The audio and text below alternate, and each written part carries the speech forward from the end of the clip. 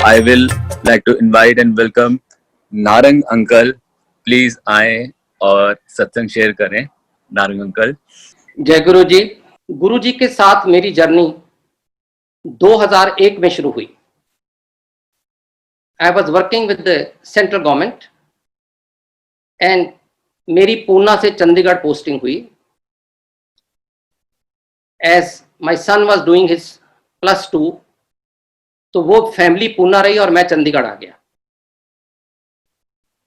जब मैं Chandigarh office join किया तो मेरे एक कुलीग थे बदन अंकल. उन्होंने मेरे को आके, ये मार्च अप्रैल 2001 की बात है, एक दो दफा कहा कि मैं गुरुजी के पास गया था, वो आपको याद कर रहे हैं.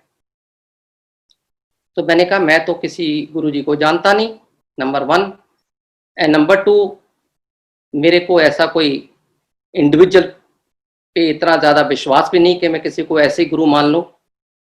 और but I said it is nice of him कि उन्होंने याद किया, लेकिन जाने का कोई इरादा नहीं था. उसने 2, 3, 4 दफ़ा मेरे को बोला कि मैं कल गया था, गुरुजी कहते नारंग अंकल नहीं आए. मैंने कहा यार, मैंने कहा मैंने नहीं जाना. मेरी उस समय एक ईगो, मेरी इमेच्योरिटी, मेरी स्टुपिडिटी वो सामने आ गई. क्योंकि मैं एक सीनियर ऑफिसर था, तो मैंने कहा यार मैं नहीं जाऊंगा, पर गुरुजी को कोई काम हो तो मैं कर दूंगा. और बदन अंकल बड़े हंस के बोले, अरे गुरुजी को कोई काम किसी से नहीं, वो तो तेरे को ब्लेस करना चाहते हैं, वो तो महापुरुष है, और वहां पे तो सिर्फ शब्द गुरबानी होती है, you will find it very comfortable, and मेरी मानो चलो.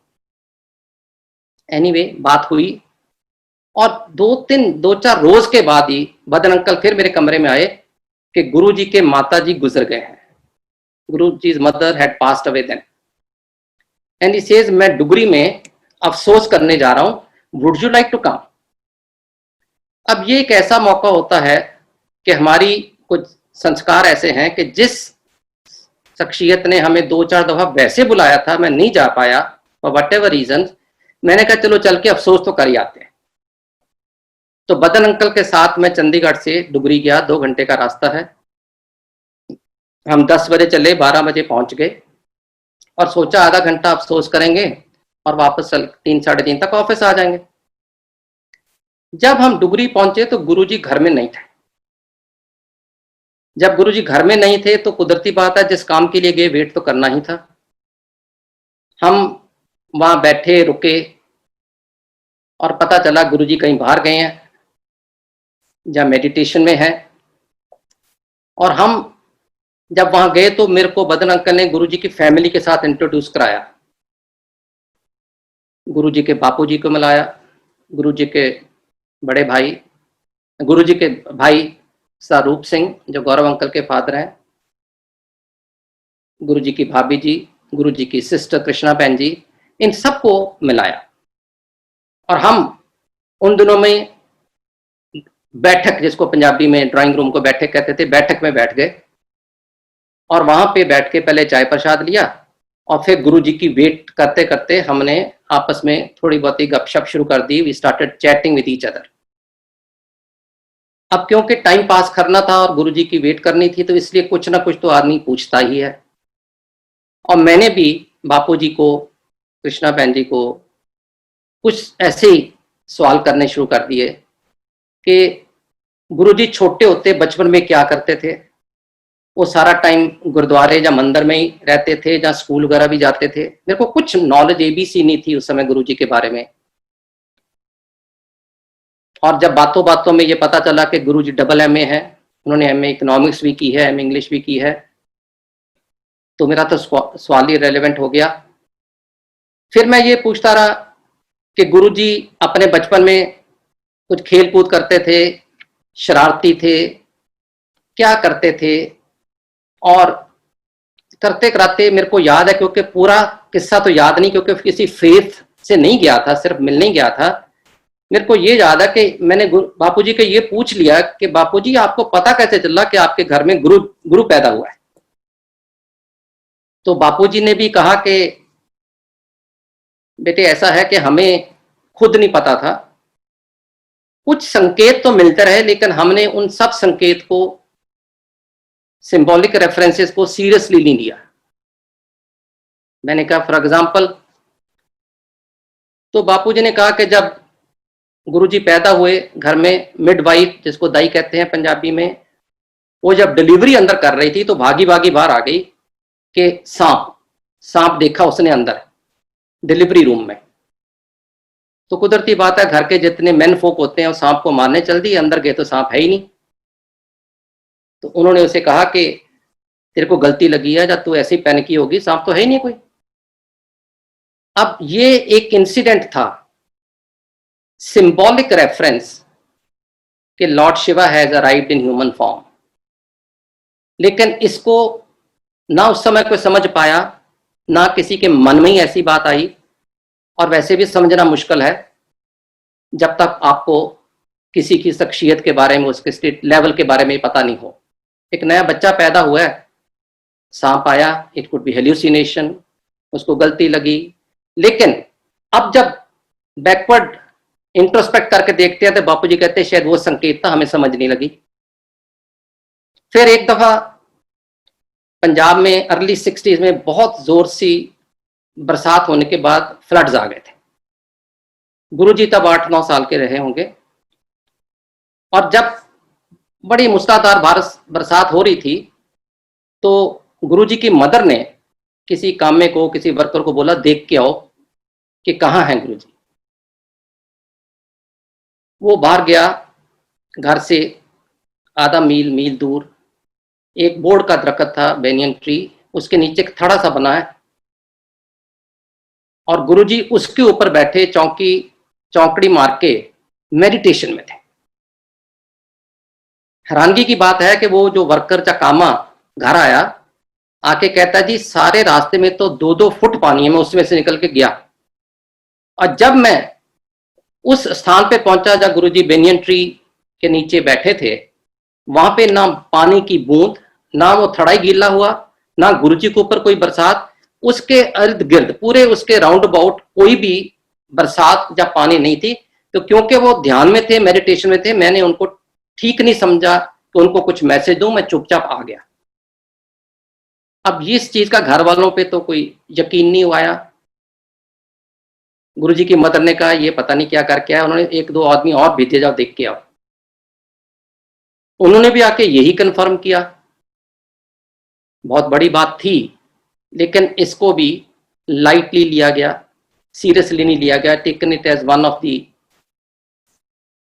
Just one of those thing that happen once a while.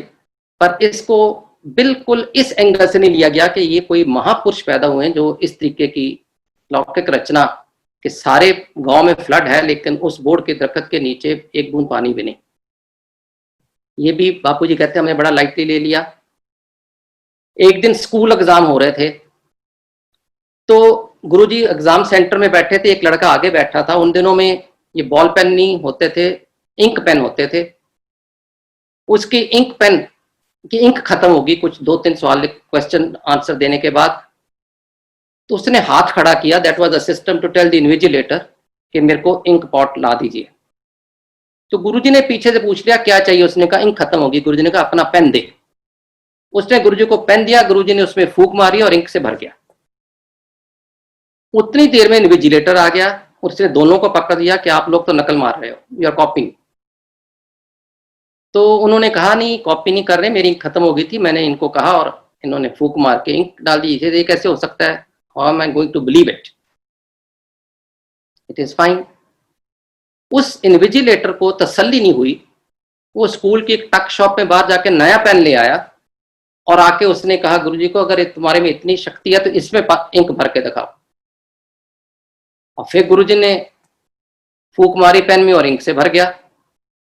अब वो बहुत परेशान, वो बापूजी का दोस्त भी था, गांव में उठना बैठना था।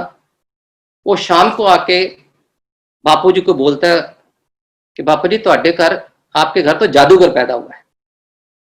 They took it as a magician born in that family। वो भी बात हंसी में निकल गई, चली गई।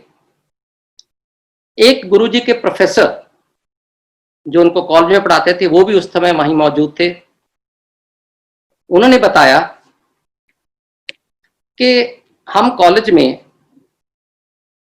खास करके मैं देखता होता था कि एक लड़का, इन्हीं के बारे में कह रहे हैं गुरुजी के बारे में, एक लड़का जब मैं अटेंडेंस लेता हूं तो क्लास में होता है, और जब मैं पढ़ाना शुरू कर देता हूं तो अलोप हो जाते हैं, भाग जाते हैं, होते नहीं क्लास में। और एंड में जब मैं फिर क्लास खत्म होने का टाइम होता है वो फिर क्लास में वहीं बैठे होते हैं। इसे एक दफा हुआ, 2 दफा हुआ, बहुत दफा हुआ, तो मैंने, जब मैं अटेंडेंस लेता हूँ होते हुए चले जाता है लड़का, तो मैंने सोचा मैं जाके आज प्रिंसिपल को शिकायत करूंगा कि रोज ऐसे होता है कि मैं जब अटेंडेंस लेता हूँ वो अटेंडेंस लगाने के बाद भाग जाता है क्लास से, लेकिन एंड में क्योंकि वो फिर वहीं पे बैठा होता है, तो कहते हैं मेरी हिम्मत नहीं पड़ी कि मैं शिकायत करूँ। वो कहेंगे तू ही पागल है। प्रोफेसर को बोले कि ऐसे कैसे हो सकता है कि लड़का जाए भी और आए भी, आपको पता ही नहीं चले। बड़े सोच में बैठा। एक दिन वो, एक टीचर रूम होता है प्रोफेसर को लंच टाइम बैठने का या फ्री पीरियड में बैठने का कॉलेजेस में, वो ये वाली अपनी दुविधा किसी और कुलीग के साथ शेयर कर रहा था, यार मेरी क्लास में कैसा लड़का है। तो जब उसने अपनी ये राम कथा सुनाई तो वहां पे 3 प्रोफेसर एकदम कहते हैं अरे यार हमारे साथ भी यही हो रहा है, हम सोच रहे थे किसी को बताएंगे तो अपने आप को पागल करवाएंगे। समझ नहीं लगी। वो भी उन्होंने आके बापूजी को बोला, लेकिन टेकन एज एन एबिरेशन, कोई इसको फिर लाइटली लिया गया समझो। तो बापूजी ने कहा ऐसे करते करते बहुत संकेत तो मिले, और भी बहुत बातें हुई, अब मेरे को याद नहीं उस समय की। अब तो जब से गुरुजी से फेथ हो गया हर चीज याद रखते हैं, लेकिन उस समय फेथ नहीं था। I just went to condole. तो उस समय बापूजी ने कहा कि हमें इस सब चीजों को संकेत तो मिलते रहे, लेकिन हमने किसी को सीरियसली लिया नहीं। और गुरुजी ने कहा कि सच पूछो तो इनके माताजी ने इनमें सबसे पहले गुरु पाया। सबसे पहले गुरुजी की माताजी ने इनमें गुरु पाया, और उन्होंने मत्था टेका तो मेरे को भी, फिर मैंने भी उसमें को क्योंकि माताजी ने पाया, मैंने भी गुरु माना, और मैं गुरुजी को उसके बाद मत्था टेकना शुरू किया when Guruji was in his 30s और सो। अब ये बहुत अजीब सा वाक्य भी लगा और अजीब इंसिडेंट भी है कि किसी के माँ बाप अपने बच्चे को ही मत्था टेकें। उससे थोड़ा सा लगा कि ये शख्सियत क्या है। उसके बाद लंगर भी हुआ, फिर चाय प्रसाद फिर हुए, करते कराते हम 4 घंटे वहां बैठे गप्पे मार रहे थे, और तकरीबन 4 बजे किसी ने आके बोला कि गुरुजी आ रहे हैं। और हम बैठक में बैठे थे, एक साथ वाला कमरा था जहाँ पे एक कॉट थी, मंजी थी, और नीचे दरी बिछी हुई थी, क्योंकि गांव में जब ऐसा माहौल होता है अफसोस करने लोग जाते हैं, नीचे बैठते हैं अक्सर। तो सब ने कहा गुरुजी आ रहे थे, हम उस कमरे में चले गए। और एक क्वालिस, उन दिनों में क्वालिस गाड़ी होती थी, आई, उसमें से 4-5 लोग निकले। अब मेरे को तो पता नहीं गुरुजी कौन है, मैं कभी मिला नहीं था। और मैं जब उस कमरे में गया तो वहां मंजी बिछी थी, मैं मंजी पे ही बैठ गया, लोग नीचे बैठे हुए थे। तो एकदम मेरे को बदन अंकल ने इशारा किया कि नीचे बैठ जाओ, ये गुरुजी के लिए मंजी है। तो मैं फौरन उठा और उतने देर में गुरुजी अंदर आ गए, आके मंजी पे बैठे, मेरे को बोले साथ ही बैठ जा। मैं बैठ गया। तो 40-50 लोग जब उस कमरे में होंगे, और आते मेरे को बोलते गुरुजी नारंग अंकल तेरे को बहुत दफा बुलाया, तो आता क्यों नहीं? आपको जवाब तो है नहीं मेरे पास इसका। मैंने कहा गुरुजी बस नहीं आना हुआ, पर माता जी का बहुत अफसोस हुआ। ही सेड अच्छा तू मेरे को ये बता तू कब से आया चंडीगढ़? मैंने बताया। फिर और बातें की, तो मैंने फिर बीच में कहा, मैं कहा माता जी का बड़ा अफसोस हुआ। अच्छा तेरी पोस्टिंग कहाँ कर रही है, कहाँ कर रहे हो? मैंने बताया मैं बॉम्बे रहा हूँ, पूना रहा हूँ, दिल्ली रहा हूँ, जहाँ भी रहा हूँ। तो मेरे को ये लगे कि मैं तो अफसोस कर रहा हूँ, और गुरुजी इस चीज का कॉग्निजेंस ही नहीं ले रहे, गुरुजी इसकी तरफ ध्यान ही नहीं दे रहे, और वो मेरे को और तरीके के सवाल पूछ रहे हैं। 2-3 बार करने के बाद मैंने भी छोड़ दिया, पता नहीं क्या बात है, जहां मैं कम्युनिकेट नहीं कर पा रहा, जहां गुरुजी इसके ऊपर रिएक्ट नहीं करना चाहते। ये तो बहुत देर की बात है जब पता चला कि गुरुजी साक्षात शिव और भगवान है, उनके हाथ में जिंदगी और मौत है। ये उनके लिए तो बहुत छोटी बात, उनको पहले ही पता थी कब क्या होने वाला है, तो इस चीज को इतनी महत्व नहीं देंगे जो हम ऑर्डिनरी मॉर्टल्स, हम ह्यूमन बीइंग देते हैं। एनीवे और बातें करते कराते उन्होंने मेरे फैमिली के बारे में पूछा। मेरे एक चाचा जी थे चीफ सेक्रेटरी, पंजाब से रिटायर करते। अच्छा अच्छा, वो तेरे चाचा हैं, वो भी मेरा भगत है। अच्छा जी।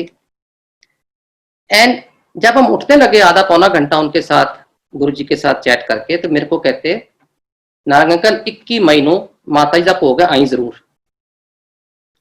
अब इम्प्रॉप्टो मेरे मुंह से निकल गया सत बचन। सत बचन एक ऐसा शब्द है पंजाबी में which means that I will obey the command. मैं कह सकता था मैं कोशिश करूंगा, मैं कह सकता था कि आई ट्राई माई बेस्ट, लेकिन मेरे मुंह से सत बचन निकला। वो मेरे को लगता है गुरु जी की मेहर थी कि उन्होंने मुंह से ऐसे निकाला। सत बचन मीन्स आई ओबे योर कमांड। अगर किसी को सत बचन कह देते हो तो फिर वो बात करनी जरूरी हो जाती, लाजमी हो जाती है। उसमें भी कोई राज था। गुरु जी अपने बारे में, अपनी शख्सियत के बारे में जानना चाहते, मेरे को बताना चाहते होंगे। मैं कभी कभी ये सोचता भी हूं कि अगर मेरे को गुरु जी उस दिन जाते ही 12 बजे मिल जाते तो शायद मैं गुरु जी का उतना डिवोट डिसाइपल ना बन पाता। लेकिन वो जो 4 घंटे गुरु जी ने दिए, उसके अंदर मैं गुरु जी के बारे में इतना कुछ जाना, उनकी शख्सियत के बारे में जाना। तो एक मन में ये तो पक्का दृढ़ विश्वास हो गया कि मैं किसी बहुत बड़े महापुरुष को मिल रहा हूं। तो that 4 hour of conversation with Bapuji and other family members gave me a strong indication कि मैं एक महापुरुष को मिल रहा हूं, तो उसको महापुरुष की तरह ही मिलना है, ऑर्डिनरी ह्यूमन बीइंग की तरह नहीं मिलना। जब वापस चला गया, चंडीगढ़ पहुंच गया, 2 घंटे का रास्ता था, और मेरे को रात को ही, उसी रात में, अगली शाम में, कोई ये एग्जैक्ट याद नहीं, मेरी वाइफ का पूना से फोन आया, क्योंकि my wife and son they were still in Poona, कि क्यों आपने वहां जाके किसी गुरुजी को धार लिया और मेरे को बताया भी नहीं। मैंने कहा मैं किसी गुरु को नहीं धारा, 2-3 मैसेजेस गुरुजी के जरूर आए थे, मैं गया नहीं। और मैं कल गुरुजी की मदर की डेथ हो गई थी, कंडोल करने गया था। और धारणा तो तब होता है जब उनका पक्का डिसाइपल बन जाऊं, उनकी शरण में चले जाऊं। पर यस, उन्होंने कहा है कि भोग पे आना, और मैंने सत वचन कर दिया, अब मैं 21 मई को फिर जाऊंगा। मैंने कहा आपको कैसे पता चल गया? इसे पूना में एक आंटी हैं जिनका बेटा पूना में पढ़ रहा था, वो दिल्ली से पूना गई हुई थी, और वो उनको मिली और उन्होंने बोला कि नारंग अंकल गुरुजी के पास वो है, बहुत अच्छी बात है। आई वाज टेकन बैक कि मतलब इतनी जल्दी उनको मैसेज भी मिल गया, पता भी चल गया। अब 4-5 दिन के बाद, मैं जहां तक मेरे को याद है, मैं 16 मई 2001 को गुरुजी को सबसे पहले मिला था, जब उनके घर अफसोस करने गया था माता जी का। और उसके बाद 21 मई को डुगरी में भोग पे गया। मैं जब भोग पे गया तो मैं अपनी ऑफिस कार में थी। जब ऑफिस कार थी तो जो सेवादार ने, उन्होंने वहां वीआईपी पार्किंग में गाड़ी लगवा दी और मेरे को अंदर ले गए। हजारों की तादाद में संगत वहां पे थी, और मेरे को उन्होंने अंदर ले जाके एक एनक्लोजर बना हुआ था, थोड़ा सा वीआईपी एनक्लोजर, वहां बिठा दिया। और वहां पे बहुत बड़े बड़े आर्मी के general, officers, police officers, politicians, corporate world के लोग, बड़े हूज सब बैठे हुए थे। तो बड़ा लगा कि हाँ कुछ बात तो होगी, इतनी दुनिया और इतने बड़े बड़े लोग आए हैं। पढ़ा लिखा आदमी तो बिना सोचे समझे फेथ नहीं करता, और अगर इतने लोग आए तो कुछ तो बात है। भोग सिख मर्यादा के मुताबिक था, गुरु ग्रंथ साहब का प्रकाश हुआ था। और जब मैं अंदर गया था तो भाई हरबंस सिंह जगाधरी वाले गुरबानी कीर्तन कर रहे थे। इतनी देर में मेरे मन में एक ख्याल आया कि यार अब तो गुरुजी पंडाल में है नहीं, अभी आएंगे। तो मैंने 2-4 दिन पहले देखा था, आएंगे तो सारी संगत उठ के उनके पांव लगाने शुरू कर देगी। और गुरु ग्रंथ साहब की मर्यादा के मुताबिक गुरु ग्रंथ साहब के हजूरी में किसी और आदमी या किसी शख्सियत को पांव नहीं छुए जाते। एक ख्याल आया मेरे मन में, जस्ट ए रैंडम थॉट। ख्याल आने की देर थी, in the next few seconds एक अनाउंसमेंट हुई कि गुरुजी पंडाल में आ रहे हैं और उनका हुक्म है कि संगत में से कोई भी उठ के गुरुजी को मत्था नहीं टेकेगा, क्योंकि गुरुजी ने कहा जब गुरु ग्रंथ साहब मौजूद होते हैं, उपस्थित होते हैं, तो उनकी हाजिरी में वही सुप्रीम होते हैं, तो मेरे को कोई मत्था नहीं टेकेगा। मेरे तो मन में एकदम लगा, यार मैंने सोचा कैसे, और एकदम जवाब भी मिल गया इन नो टाइम। अच्छा लगा, नो डाउट। और 3-4 मिनट बाद गुरुजी भी आ गए। उसी एनक्लोजर में आके तकरीबन मेरे से 3-4 लोग छोड़ के आगे बैठ गए।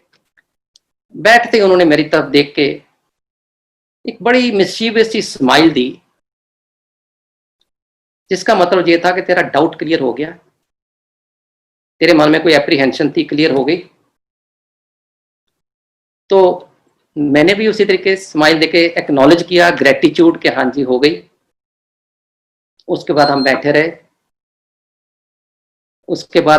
रहे, और कीर्तन चलता रहा, भोग पड़ा। जब उठे तो उस समय एक प्रथा थी कि गुरुजी सारी संगत को कड़ा प्रसाद अपने हाथ से देते हैं। मेरा तो फर्स्ट टाइम था और संगत इतनी थी हजारों में, तो वहां के जो पंजाब की संगत है वो पहले प्रसाद लेगी, गुरुजी का हुक्म है, और दिल्ली वाली बाद में लेगी। तो सारे लोग लाइन में लग गए। लंगर लेने के बाद जब लाइन में लग गए तो कुदरती बात है, लाइन इतनी लंबी थी कि अगर मैं भी लाइन में ही नॉर्मली लग जाता तो मेरे को भी कुछ टाइम लगता प्रसाद लेने के लिए। और मेरे मन में आया, मेरे मन में कोई फेथ नहीं था उस समय तक, कोई भावना नहीं थी। मैंने कहा ये अनाउंसमेंट हुई है, पंजाब वाले पहले लें, दिल्ली वाले बाद में लें। मैं तो चंडीगढ़ से हूँ, चंडीगढ़ तो यूनियन टेरिटरी है, ना पंजाब ना दिल्ली। तो मैं ऐसे 50, 60, 70 लोगों को बीच किसी को कह के कि मेरे को जरा जल्दी है, लाइन में घुस गया। कोई ना नहीं करता एक आदमी को। प्रसाद बांटे जा रहे थे गुरुजी, और जब भी मेरी टर्न आई तो गुरुजी मेरे को प्रसाद दे रहे और कह रहे हैं आओ नारंग अंकल आगे लाइन तोड़ के। और मेरे को तो जमीन ही हिल गई पांव से। मेरे को, मैं हंसा जरूर पर शर्म तो आई। और मेरे को यही नहीं समझ आई कि इन्होंने दे कब लिया। मैं तो बड़े ही डिस्क्रीटली बीच में घुसा था लाइन के। When did he see that I am breaking the line and entering into it? Anyway, गुरुजी जो कड़ा प्रसाद देते थे वो 2 हाथ, वो तो अपने कोमल से हाथों से ऐसे देते थे, लेकिन आपके 2 हाथों में पूरा भर जाता था, फैल जाता था। और आप एक हाथ से राइट से लेफ्ट या लेफ्ट से राइट उसको पलट नहीं सकते थे, आपको लिख के करना पड़ता था। एनीवे, प्रसाद खाया। और एक चीज मेरे को गुरुजी ने और बोली उसी समय आगे लाइन तोड़ के बाद कि 7 जुलाई ਨੂੰ मेरा बर्थडे है, ते अपनी आंटी ਨੂੰ ਤੇ फैमिली ਨੂੰ लेके आई दिल्ली। फिर गुरुजी की मर्जी, गुरुजी की मेहर, मेरे मुंह से फिर 7 वचन निकल गया, अगेन ओबेइंग द कमांड। तो ये तो 21 मई की बात थी, 1.5 महीने बाद गुरुजी का जन्मदिन था। मैं प्रसाद लेके, जो मिलने वाले थे 2, 4, 5, 10 लोग, उनको मिल मिला के मैं अपना चंडीगढ़ के लिए चला गया। और जाके मैं उन दिनों अपने इन लॉज के पास ठहरा था, उनको सारा बताया कि ऐसे ऐसे मैं गया और ऐसे ऐसे हुआ, वाइफ के साथ शेयर किया।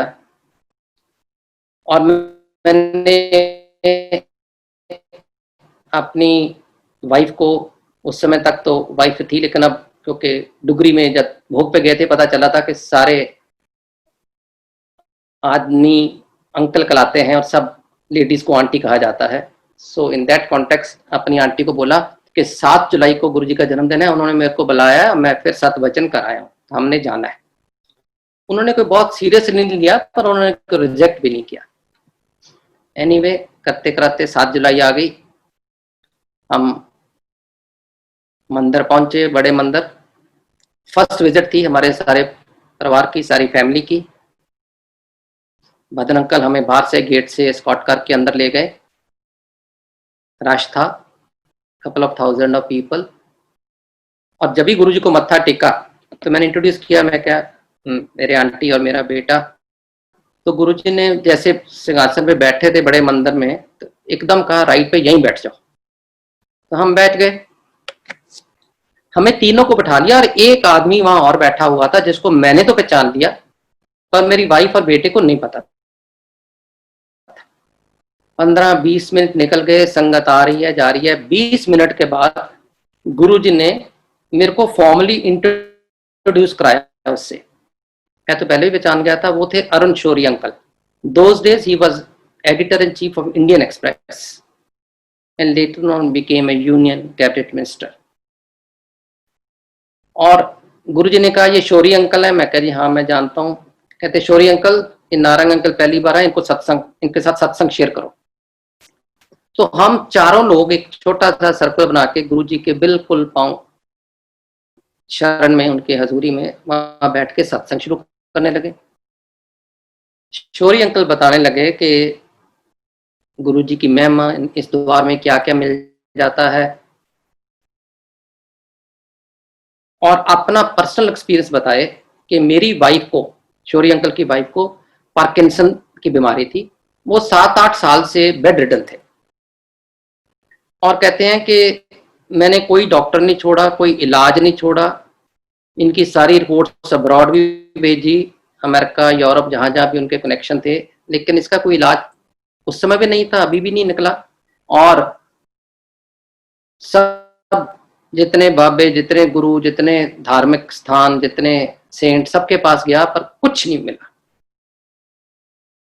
एक दिन कहते हैं मेरे एक फ्रेंड ने इंसिस्ट किया कि अरुण शौरी अंकल को कि आप बहुत जगह हो आए हो, एक दफा मेरे गुरुजी के पास चलो।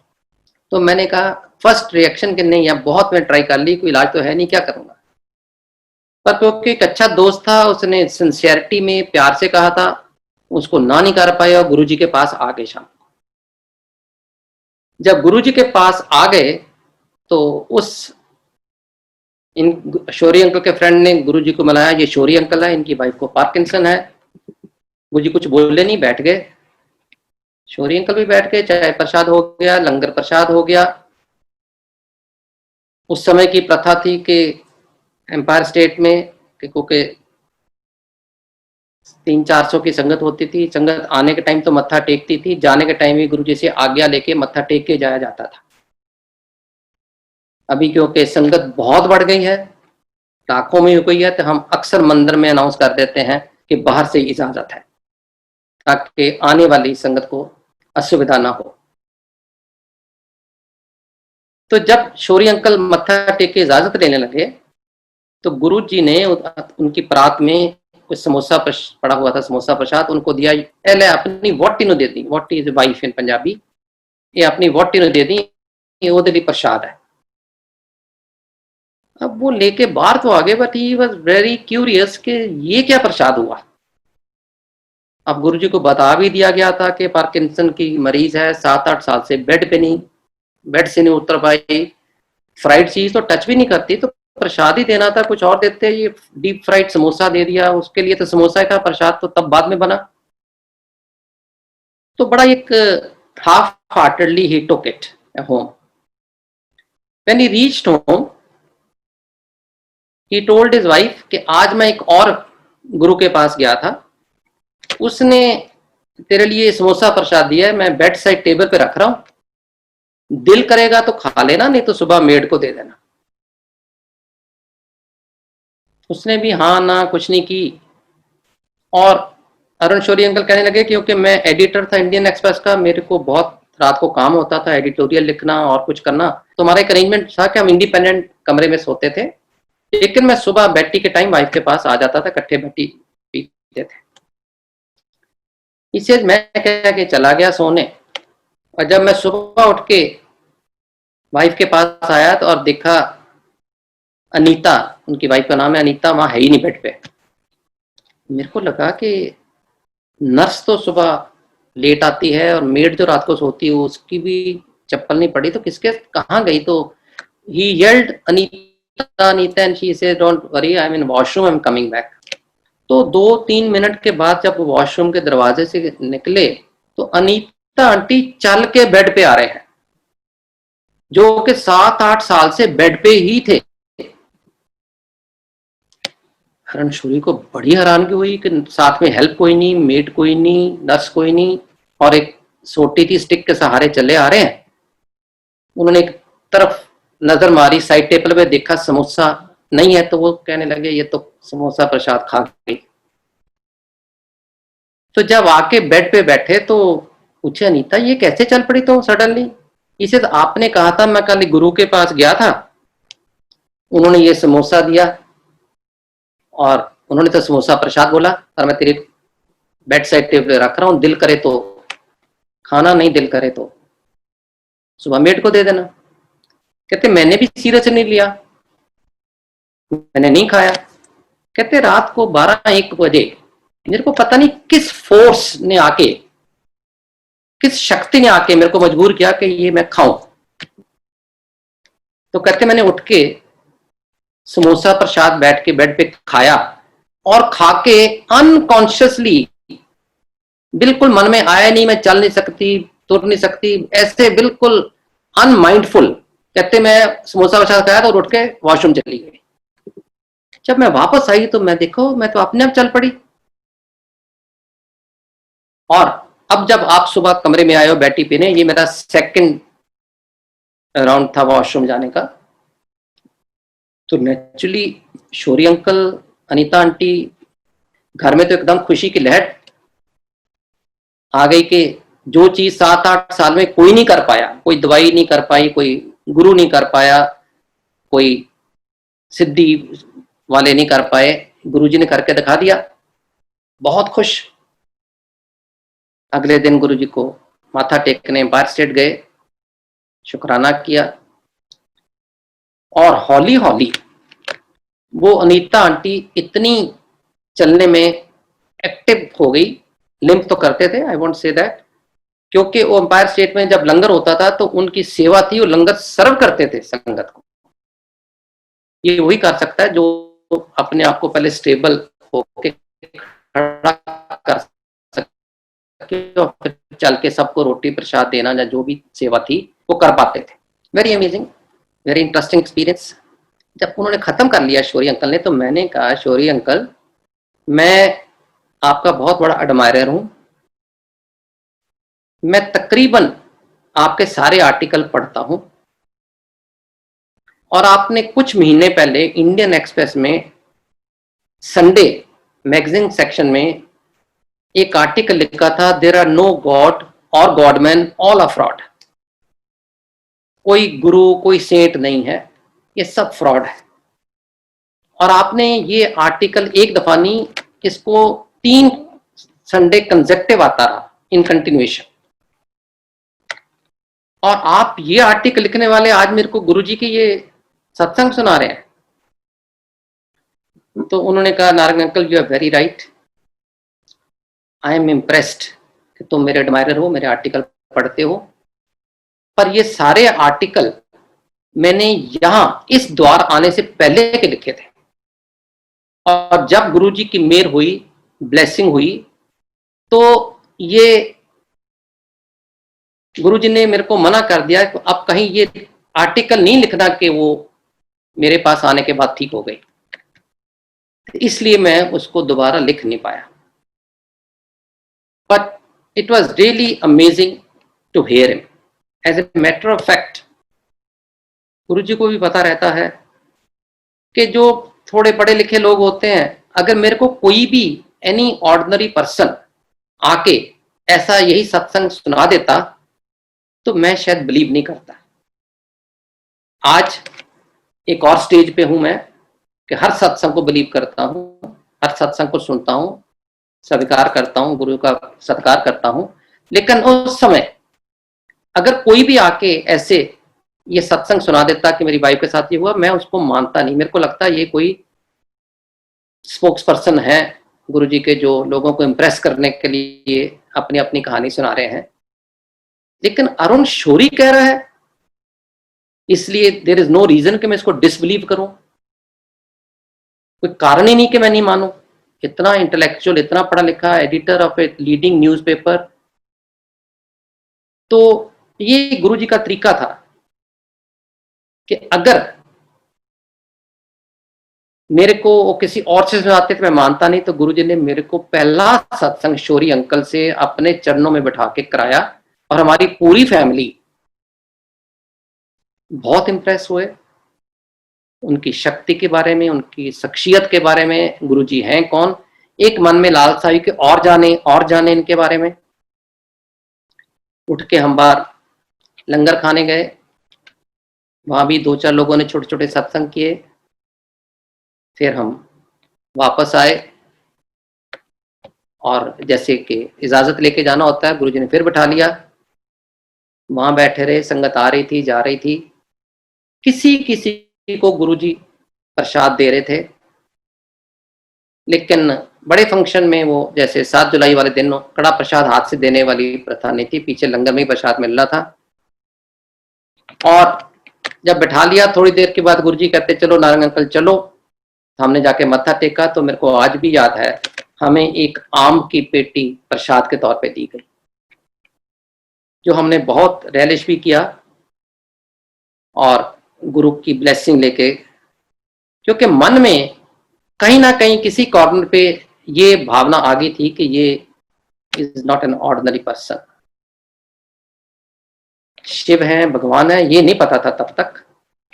लेकिन ये इतनी भावना मन में आ गई थी कि जिसको आज मिल के आ रहे हैं, ये बहुत बड़ी शख्सियत है। और गुरु जी अपने हमको महापुरुष ही कहते थे, तो महापुरुष हैं। अब मैं कुछ चीजें जनरली नई संगत के बारे में भी बताना चाहूंगा कि गुरु जी हमेशा ये कहते थे कि महापुरुषां दी गल्लां नूं मन्निया करो, महापुरुषां दीयां गल्लां नूं सीरियसली लिया करो, लाइटली ना लिया करो। और गुरु जी कहते थे अगर मेरे को कुछ पाना है तो कनेक्ट डायरेक्टली विद मी, किसी को बीच में मैसेंजर नहीं बनाना, किसी को मसीहा नहीं बनाना। कितनी भी पुरानी संगत हो, कितना भी गुरु जी के क्लोज रहा हो, आप उसको ये नहीं कह सकते यार गुरु जी को मेरे बारे में ये कह दो या मेरा काम करा दो। No, Guru ji always believed in direct connection. और गुरु जी कहते थे मेरे नाल डायरेक्टली जुड़ो, ਜਦੋਂ भी टाइम लगे दिन 24 घंटिया ਦੇ ਵਿੱਚ जिस वेले भी मेरे नाल बैठो जुड़ो, मैं हर एक दी गल सुनना। गुरु जी कहते सी मेरे जोड़ियां नाल गल करो, किसी के घर ने मेरे कैलेंडर के अगे स्वरूप के अगे कोई गल करो, मैं सुनना। ये चीज़ां बड़ियां अजीब लगदियां ने, पर जो जुड़ जाओ तो क्योंकि सारिया चीज़ां एक्सपीरियंस कीतियां होने, इन्हां च अजीब लगने वाली कोई गल नहीं। और गुरु जी दूसरी चीज, ये मैं general principles of connecting to Guru ji बता रहा हूं। मैं अपना सत्संग बाद में जब कभी मौका मिला फिर कंटिन्यू करूंगा। सत्संग बहुत है, गुरु जी की बहुत मेहर रही है, लेकिन नई संगत के लिए कुछ जनरल प्रिंसिपल्स बताने जरूरी हैं। तो डायरेक्ट कनेक्शन के ऊपर गुरु जी का बहुत जोर था। कोई आंटी अब्रॉड से आई थी, उसको किसी ने बोला कि गुरु जी कहते हैं अमृत वेले जुड़ो। वो अमृत वेले कितने बजे होता है? रात को 2 बजे, 3 बजे, 4 बजे, 5 बजे, कई लोगों को पूछ रहे थे। तो गुरु जी ने एक दिन उसे बुला के बोला, आंटी तू जगह जगह पुछती पई है अमृत वेला कितने बजे होता है, तू मेरे नाल जब भी जुड़ जाएगी ना अमृत वेला। It's so beautiful. Time is neither A constraint nor a factor. गुरु के साथ जुड़ना इज इंपॉर्टेंट। 24 घंटे में जब भी आपको 5-10 मिनट, आधा घंटा, घंटा मिले, गुरु के साथ जुड़ो, मेडिटेट करो, गुरु से बातें करो, गुरु सुनता है। और दूसरी चीज गुरु जी कहते थे टोटल सरेंडर। ये एक बड़ी रिलेटिव टर्म है, very easy to say, difficult to practise. Total surrender जो मैंने समझा कि गुरुजी कहते थे गुरु के पास आए तो सब कुछ गुरु पे छोड़ दो, अपनी मेहनत करो, अपनी कमाई करो, अपने फर्ज पूरे करो, लेकिन रिजल्ट मेरे पे छोड़ दो। और टोटल सरेंडर में गुरुजी कहते थे कि total means total. For example, अगर कोई आपके मन में 10 डिमांड या 10 डिजायर होती हैं, आप गुरुजी के पास जाते हो, मन में सोचते रहते हो ये हो जाए, ये हो जाए, ये हो जाए, और उसके बाद आके आपके पास अच्छी पोस्ट है, रिसोर्सफुल हो, 2 जगह फोन करते हो, काम हो जाता है। आप पैसे वाले हो, 4 जगह पैसा चढ़ाते हो, काम हो जाता है। फिर 1-2 काम रुक जाते हैं, नहीं होते। और जब फोन करने से या पैसे चढ़ाने से काम हो जाए, आप सोचते यार मैं बड़ा पावरफुल हूं। जो काम नहीं हुआ उसके लिए जाके कहेंगे गुरुजी मेरा अभी तक वो काम नहीं हो रहा, आप करो ना। क्योंकि आप ये भूल गए कि जो पहले 2 काम आपने फोन करके या मनी पावर से कराए हैं, वो भी गुरु की मेहर बिना नहीं हो सकते थे। आप पहले उन कामों का गुरुजी का शुक्राना करो, गुरुजी ये हो गया आपकी मेहर। ये मत सोचो मेरी रिसोर्सफुलनेस थी, मेरी पावर थी, मेरी पोजीशन थी। नो, कहो गुरुजी बहुत बहुत शुक्रिया कि ये काम हो गए। फिर कहो कि मेरे ये 1-2 रहते हैं। उसका टाइम हमेशा गुरुजी के पास ही होता है, कब किस टाइम करना है। उसका कोई टाइम शेड्यूल नहीं होता, टाइम फ्रेम नहीं होता। और गुरुजी से आप टाइम के बारे में पूछ भी नहीं सकते, क्योंकि महापुरुष अपने हिसाब से जिस टाइम पे करना है उसी टाइम पे करते हैं। गुरुजी का एग्जाम्पल खुद दिया करते थे कि मेरे पास जब भगत आता है और उसको 15 दिन बाद उसका स्कूटर का एक्सीडेंट हो जाता है, उसकी टांग फ्रैक्चर हो जाती है, उसको डॉक्टर 6 हफ्ते का रेस्ट दे देता है। अब वो जब 6 हफ्ते बैठा हुआ बेड पे, एक ये सोच सकता है यार अच्छी भली लाइफ चल रही थी, गुरु के पास गए और टांग टूट गई। लेकिन जो मेरा भगत होगा वो ये सोचेगा कि सिर्फ टांग ही टूटी है, पता नहीं कौन सा कष्ट गुरुजी ने टाल दिया। और वो जब 6 हफ्ते बाद उठेगा गुरु का शुक्राना करने जाएगा। ये सरेंडर है। तो गुरुजी टोटल सरेंडर पे बहुत जोर देते थे, हर चीज पे। कोई चीज मैं नहीं कर रहा, वो ही कर रहे हैं। और गुरुजी ये भी कहते थे कि मेरे भक्तां दी लाइफ में कुछ भी कोइंसिडेंस नहीं होता, मैं ही उनकी लाइफ रेगुलेट करता। तो आप ये कहो कि ये काम हो गया, चलो यार कोइंसिडेंस ही हो गया। No, Guru only has made it possible. और गुरुजी ने बहुत एग्जाम्पल है, बहुत सत्संग में कभी आगे जाके सुनाऊंगा कि कुछ भी कोइंसिडेंट नहीं है गुरु के भगत की लाइफ में। सब गुरुजी रेगुलेट करते हैं और गुरुजी को पता रहता है कि किसको किस समय क्या चीज की जरूरत है। और ये 2 fundamentals of being disciples of Guruji, being good bhagat of Guruji, being devout follower of Guruji, अगर आप फॉलो करो, total surrender and direct connection, फिर आपको स्वयं गुरु के किसी और पे डिपेंड होने की जरूरत नहीं लाइफ में। He will take care of all your needs, all your necessities, he will take care of all your problems. और जब जब भी जो जो गुरु के साथ जुड़ा है, जितने सत्संग आप सुनते हो, उनकी मेहर तभी होती है जब आप उनके साथ पूरा जुड़ जाते हो और गुरु को पता होता है किस चीज की जरूरत है, उस पर मेहर अभी देनी है। गुरुजी कहते थे जब मेरे पास आते हो, आपके कर्मों का हिसाब है, कर्म सबको भुगतने पड़ते हैं, पर 90% कर्म गुरु अपने भक्तों के अपने ऊपर ले लेता है, और बाकी 10% कर्म तो आपको भुगतने ही पड़ेंगे। और वो कैसे भुगतेंगे, कब भुगतेंगे, उसका कितना लंबा पीरियड होगा, ये सब गुरु पे छोड़ दो। गुरु को कंप्लेंट मत करो, शिकायत ना करो। और गुरुजी सबसे बड़ी बात कहते थे, गुरु को प्यार करो। Love your Guru, always love your गुरु। शिकायत करना गुरु के सामने शोभा भी नहीं देता, संगत को किसी गुरु परिवार में। हमेशा शुक्राना करो जो हो रहा है। अच्छा हो रहा है उसका शुक्राना, अच्छा नहीं हो रहा उसका भी शुक्राना, शायद उससे भी बुरा हो सकता था। तो इसलिए गुरु के साथ जुड़ो। और गुरु जी एक चीज कहते होते थे, आयो ते अंधे रहा करो। जो गुरु के साथ जुड़ रहे हैं, जो पहले जुड़ गए ठीक है, जो नए जुड़ रहे हैं वो आंधे रहो।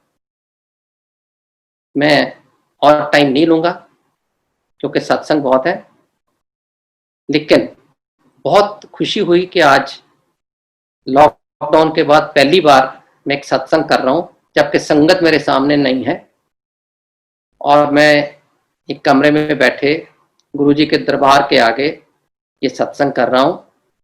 मुझे उम्मीद है कि गुरुजी की आश्रम की तरफ से ये किया गया शुरुआत, ये की गई लड़ीवार या सीरीज ऑफ सत्संग संगत में एक नया उत्साह पैदा करेंगे और संगत इस मैसेज के साथ कि वो सत्संग के थ्रू गुरुजी के साथ और कनेक्ट होंगे।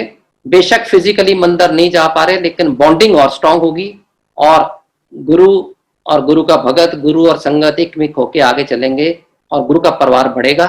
यही मेरी कामना है। सबको शुभकामनाएं देते हुए जय गुरु जी। संगत जी, नेक्स्ट हमारे साथ अनु आंटी हैं। अनु आंटी को इनवाइट करते हैं। अनु आंटी आए और सत्संग शेयर करें।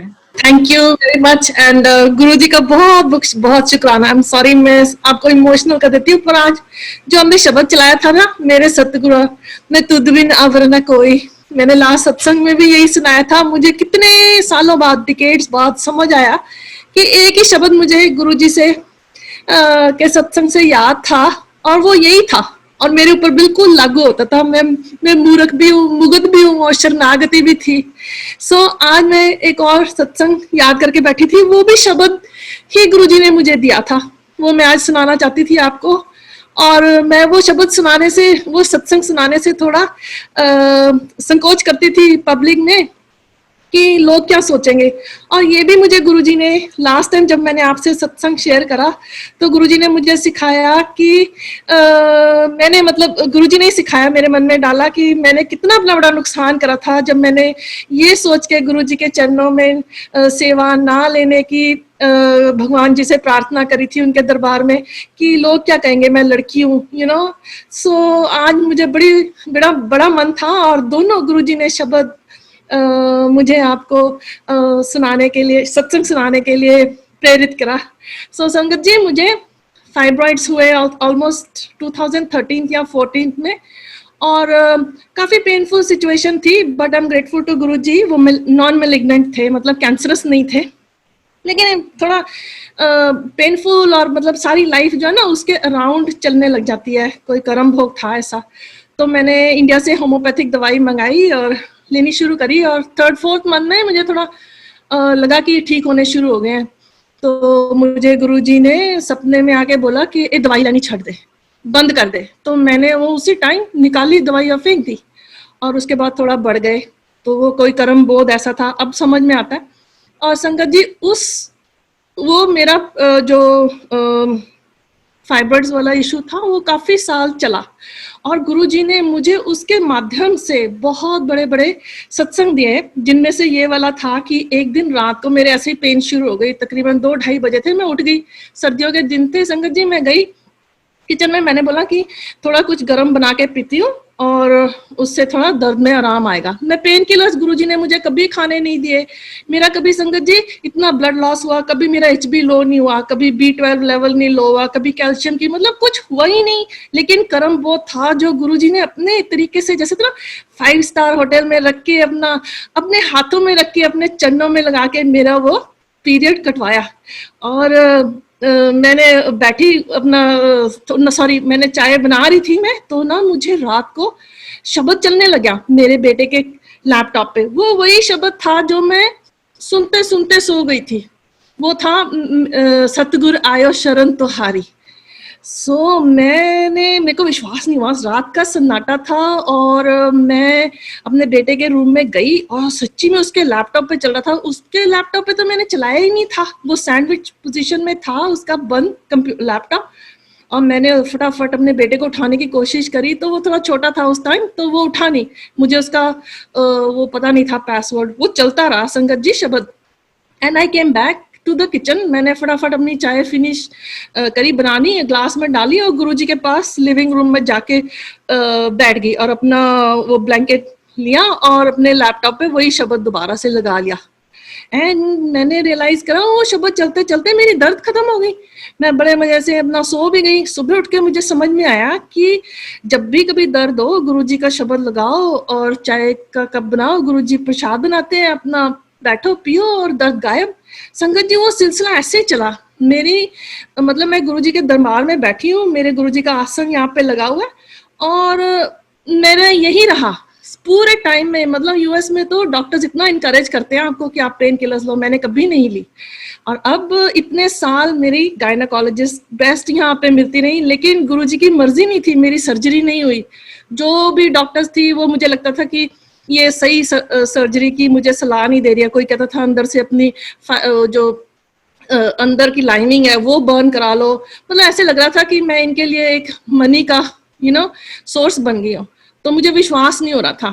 अब संगत जी जब टाइम आता है ना, जब भी हमारे गुरुजी कराते हैं हमारे कर्मों का वो, तो मैंने गुरुजी से अरदास करनी शुरू कर दी थी कि मुझे सहना मुश्किल हो रहा है गुरुजी, मैं लाइफ में बहुत पछड़ रही हूँ, जो कि मेरी गलती थी। हालांकि गुरुजी मेरा करा रहे थे, पर एक टाइम आता है कि जब हम बच्चे हैं ना, हम कहते थे मम्मा बस अब मेरे से और नहीं दूध पिया जा रहा या मेरा टमी फुल है। तो उस तरह से मैं भी गुरुजी से अरदास करने लगी थी कि मुझे बहुत मुश्किल लग रहा है गुरुजी, बहुत मुश्किल लग रहा है। लेकिन मेरी लाइफ में कोई प्रॉब्लम नहीं हुई संगत जी। मैंने अपनी लाइफ में जॉब नहीं करी इस पीरियड में, गुरुजी ने नहीं करने दी, लेकिन सोर्सेज ऑफ इनकम मेरे बड़े रिस्पेक्टफुल आए हैं और मेरा घर ऐसे चलता रहा। गुरुजी सत्संग पे लेके जाते रहे, हम सत्संग पे जाते थे, 2.5 घंटे ड्राइव करके जाते थे, मेरे बच्चे दोनों साथ में, और 2.5 घंटे हम वापस आते थे। गुरुजी मेरे बच्चों को पाला है, उन्होंने ही इनकी परवरिश करी है संगत जी। उनको गुरबानी समझ नहीं आती जो यहाँ के बच्चे हैं, पर सत्संग में मजाल है वो बच्चे चूक जाए, मजाल है गाड़ी में भी वो कोई शोर मचा दे, क्योंकि हमारी गाड़ी में एक रूल था, हम घर से गुरुजी के साथ निकलते थे। मतलब हमारी घर में गाड़ी में यहाँ सत्संग चलते थे, शब्द कम चलते थे लेकिन सत्संग चलते थे। मुझे अभी भी बड़ी एडिक्शन है, मेरे कान इतने रस लेती हूँ ना मैं इस चीज का। और हम आते हुए भी वही करते थे, किसी से कोई नेटवर्किंग नहीं, कुछ नहीं, सत्संग में सबसे प्यार, संगत से प्यार, सेवा मिली तो वो बहुत अच्छा, और हम ऐसे ही वापस आते थे। गुरुजी ने बहुत सत्संग दिए हमें और हमें लेके गए और लेके आए। एंड फाइनली संगत जी अब कोविड की वजह से मेरी जो सर्जरी का जो था उसी टाइम पे मेरा प्लान बना, एक डॉक्टर मिली, वो उसी ग्रुप में थी और वो फाइब्रॉइड्स की स्पेशलिस्ट थी। देखो जब टाइम आया तो मेरे को लगा कि मुझे इनसे अपॉइंटमेंट लेनी चाहिए। वो हुआ सारा कुछ उनसे, और मुझे मई में उन्होंने बोला अपनी सर्जरी करा दो। मैंने बोला गुरुजी अगर आपकी मर्जी हो तो ही सर्जरी हो, अगर तो मैंने वो डॉक्टर के पास जब गई तो मैं गुरुजी से अरदास करके गई। मैंने बोला गुरुजी जो भी ये डॉक्टर कहे ना वो आपकी रजा ना हो, क्योंकि मुझे जो भी डॉक्टर लगता था कि ये मेरे को सोर्स बना रहे हैं अपने रेवेन्यू का, या विश्वास नहीं बन रहा था।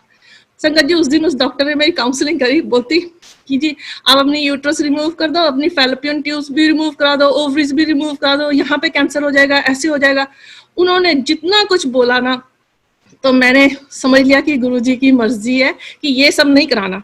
तो उसमें से एक ऑप्शन बची जिसको कहते हैं मायोमेक्टमी। वो क्या होता है कि बिल्कुल जैसे बटन होल सर्जरी होती है, ऐसे करके वो आपके जो ट्यूमर्स हैं वो रिमूव कर देते हैं। It's very very minor procedure, बहुत जल्दी रिकवरी हो जाती है 4 to 6 वीक्स में।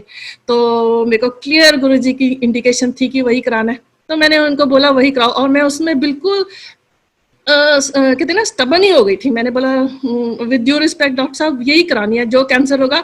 मैंने अपने मन में ही सोचा अगर देना तो गुरुजी देंगे, और अगर दिया भी गुरुजी ने तो अपने आप हरेंगे भी। तो बस उसी विश्वास के साथ संगत जी मेरी सर्जरी की डेट मई में आई।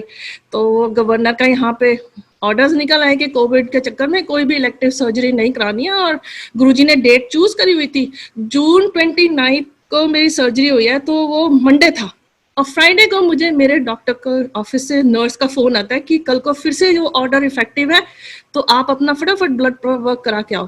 कोई ऐसे करता नहीं है, विद इन 1 आवर मैं गई, फटाफट अपना ब्लड वर्क कराया, रिपोर्ट्स गई। मंडे को सुबह हम गुरुजी के सॉरी दया से हमको सर्जरी के लिए जाना था। तो मैंने I didn't want to take my children कि ये लोग थोड़ा सहम जाएंगे, कैसे वहाँ पे वेट करेंगे। तो मेरी एक नेबर मेरे पीछे पड़ गई, वो कहती कि सर्जरी कराओ। और फिर मैंने उसी को ही बोला, मैंने बोला कि ऐसे है, तो कहती हाँ मैं करा के लेके आऊंगी। और वो लोग हमको लेके गए सुबह 4-4:30 बजे। और देखो संगत जी 7 बजे तक हमें वहां पे बैठना पड़ा मेरी सर्जरी के लिए। तो सुबह 5 बजे वहां पे रिपोर्ट करना था। कुछ इंश्योरेंस का प्रॉब्लम हुआ, गुरुजी की उसमें भी मर्जी थी। तो मैं घर से दया करके गुरुजी से प्रेयर करके गई कि गुरुजी आप हमेशा कोई भी लाइफ की ज्यादा प्रॉब्लम आती है तो आप हमेशा मुझे कोई ना कोई ऐसे स्पिरिचुअल या जिसको हम हिंदी में कहते हैं आध्यात्मिक लेसन्स देते हो, ब्लेसिंग्स देते हो। तो इस बार आप मेरे को इतनी हिम्मत दो कि मैं ये ना कहूँ कि मुझे मंत्र जाप पे मैं डिपेंड करती हूँ, या मैंने जो ये लॉकेट पहना है कि आप इसी तक सीमित हो, तो आप मेरे दिल में बसो गुरुजी। तो मैंने यही दुआ करी, अपना लॉकेट उतारा गुरुजी के चरणों में, अपने घर पे जो गुरुजी का आसन है वहां पे रख के और उनके साथ चली गई। 7 o'clock तक हमें वहां पे बिठाए रखा। पूरे 1 मिनट पहले 7 o'clock से वो जो मेरी नेबर है वो स्वामी योगानंद जी को बहुत मानती है इंडिया में, साउथ इंडिया से है। और उसने जी अपना सेलफोन पे, वो उसका प्रेयर का टाइम था, उसने अपने मंदिर का वो लगाया। संगत जी जो वेबसाइट से उनके मंदिर की पिक्चर आई अर्ली मॉर्निंग की, या सॉरी लेट इवनिंग थी इंडिया में तब, तो उसमें पीछे सारा डार्क था। जो व्हाइट कलर की बिल्डिंग थी वो बड़े मंदिर जैसी थी, और लेकिन एकदम बड़े मंदिर जैसे नहीं थे, बट इट कोरिलेटेड। और तो एक जैसे हम किसी चीज को एकदम देखते हैं तो हमारी जो फेमिलियर चीज होती है वो याद आती है। तो गुरुजी ने मुझे जैसे बड़े मंदिर के दर्शन कराए। मैंने बोला जय गुरुजी। जैसे ही मैंने बोला जय गुरुजी, नर्स की आवाज पड़ गई बोलती वी आर सॉरी, हमारे जो CEO है उनकी ईमेल आ गई, तो you are going for the surgery. So मैं यहाँ पे बताना भूल गई थी कि उससे पहले कुछ इंश्योरेंस का इशू हुआ था, तो वो कह रहे थे शायद आज सर्जरी नहीं होगी। तो मैंने बोला गुरुजी होएगी तो भी आपकी रजा, नहीं होएगी तो आप ऐसे ही ठीक कर दोगे। वैसे मेरा मन तो ऐसे ही है कि आप ऐसे ही ठीक कर दो, पर कोई बात नहीं। मैं मजे से बैठी और उन्होंने जैसे ही बुलाया और मैं चली गई उनके साथ ऑपरेशन थिएटर में। मुझे नहीं पता कब एंटर करे, क्योंकि मेरे को उन्होंने कंप्लीट एनेस्थीसिया दिया था। शाम को हम वापस आए एंड संगत जी वो 29 जून को हुआ। और आई थिंक 4th या 5th जून को, आई एम सॉरी, हाँ 4th या 5th, गॉड आई फॉरगॉट, मैंने डेट्स मिक्स अप कर दी, मई या जून की। आई थिंक मेरी सर्जरी 29 मई की हुई थी, आई एम सो सॉरी। और 4th या 5th जून को मैं थोड़ा उठ के होश में आके गुरुजी के पास इधर बैठी, और रात को सत्संग चल रहे थे जो रिकॉर्डिंग्स थी शायद। तो मैंने वो उनमें से एक रिकॉर्डिंग ऑन करी, तो वो पायलट आंटी का सत्संग आया। और पायलट आंटी और मैं, तब हम गुरुजी के नहीं जाते थे, बट जैसे एक लाइफ में गुरुजी ने एक मेमोरी इकट्ठी दी थी। तो हम दोनों एयरविंग के कैडेट्स थे और हम जयपुर में इकट्ठे थे। तो उसके बाद हम कभी नहीं मिले लाइफ में, तो बट मैंने सुना था उनके बारे में। और उन्हीं का ही सत्संग मैंने फटाफट ऑन करा, और उसमें वो बताती हैं कि मुझे कभी भी गुरुजी ने जो है कभी अपना स्वरूप नहीं दिया। और गुरुजी मैंने कहते कि तू मैनू दिल च वसा। संगत जी आपने भी कितने संगत से सत्संग सुने होंगे, लेकिन मैंने कभी आज तक ऐसा सत्संग नहीं सुना था जिसमें ये सेंटेंस बोला हो। तो ये सेंटेंस जो था वो गुरुजी का मेरे लिए ब्लेसिंग थी। मैंने बोला थैंक यू गुरुजी। सो ऐसे हमारे गुरुजी हैं, सब पे दया करें संगत जी, प्यार करो, और बस गुरुजी अपने चरणों में सबको लगाए रखें। जय Guruji Maharaj, thank you very much. संगत जी नेक्स्ट हमारे साथ उषा सिंह आंटी हैं, so I would like to invite Usha aunty, please आए और सत्संग शेयर करें। शुक्राना Guruji, thank you so much uncle for inviting me, and जय Guruji to all sangat. Such a beautiful day today, I am so happy. Narad uncle का इतना beautiful teachings, lessons, बड़े मंदिर के सारा कुछ इतना ब्यूटीफुली उन्होंने समझाया। और उसके बाद अभी सन का मैंने सुना, it is so beautiful son. I just want to tell you that you know in Guruji's world there's only silence. It doesn't matter about language or culture, where we come from. He only responds to love and energy, and you have that. And just stay connected, because you don't need to understand anything. These are just words, and Guruji तो silence में सब कुछ ही will tell you everything in silence, and that's exactly what used to happen वहां पर बड़े मंदिर में. And everybody was in complete silence. We were not even we would not even utter a single word. But कैसे गुरुजी bless करते थे, silence में bless करते थे. तो और मेरा खुद का my own experience, son, is that I am not Punjabi. I didn't understand Shabad at all. It was completely, everything was new to me, but it didn't matter. When we connected to Guruji, I used to just sit there and look around, not understanding the Shabad, the Bani. And slowly, Guruji, when he blesses, you start understanding everything.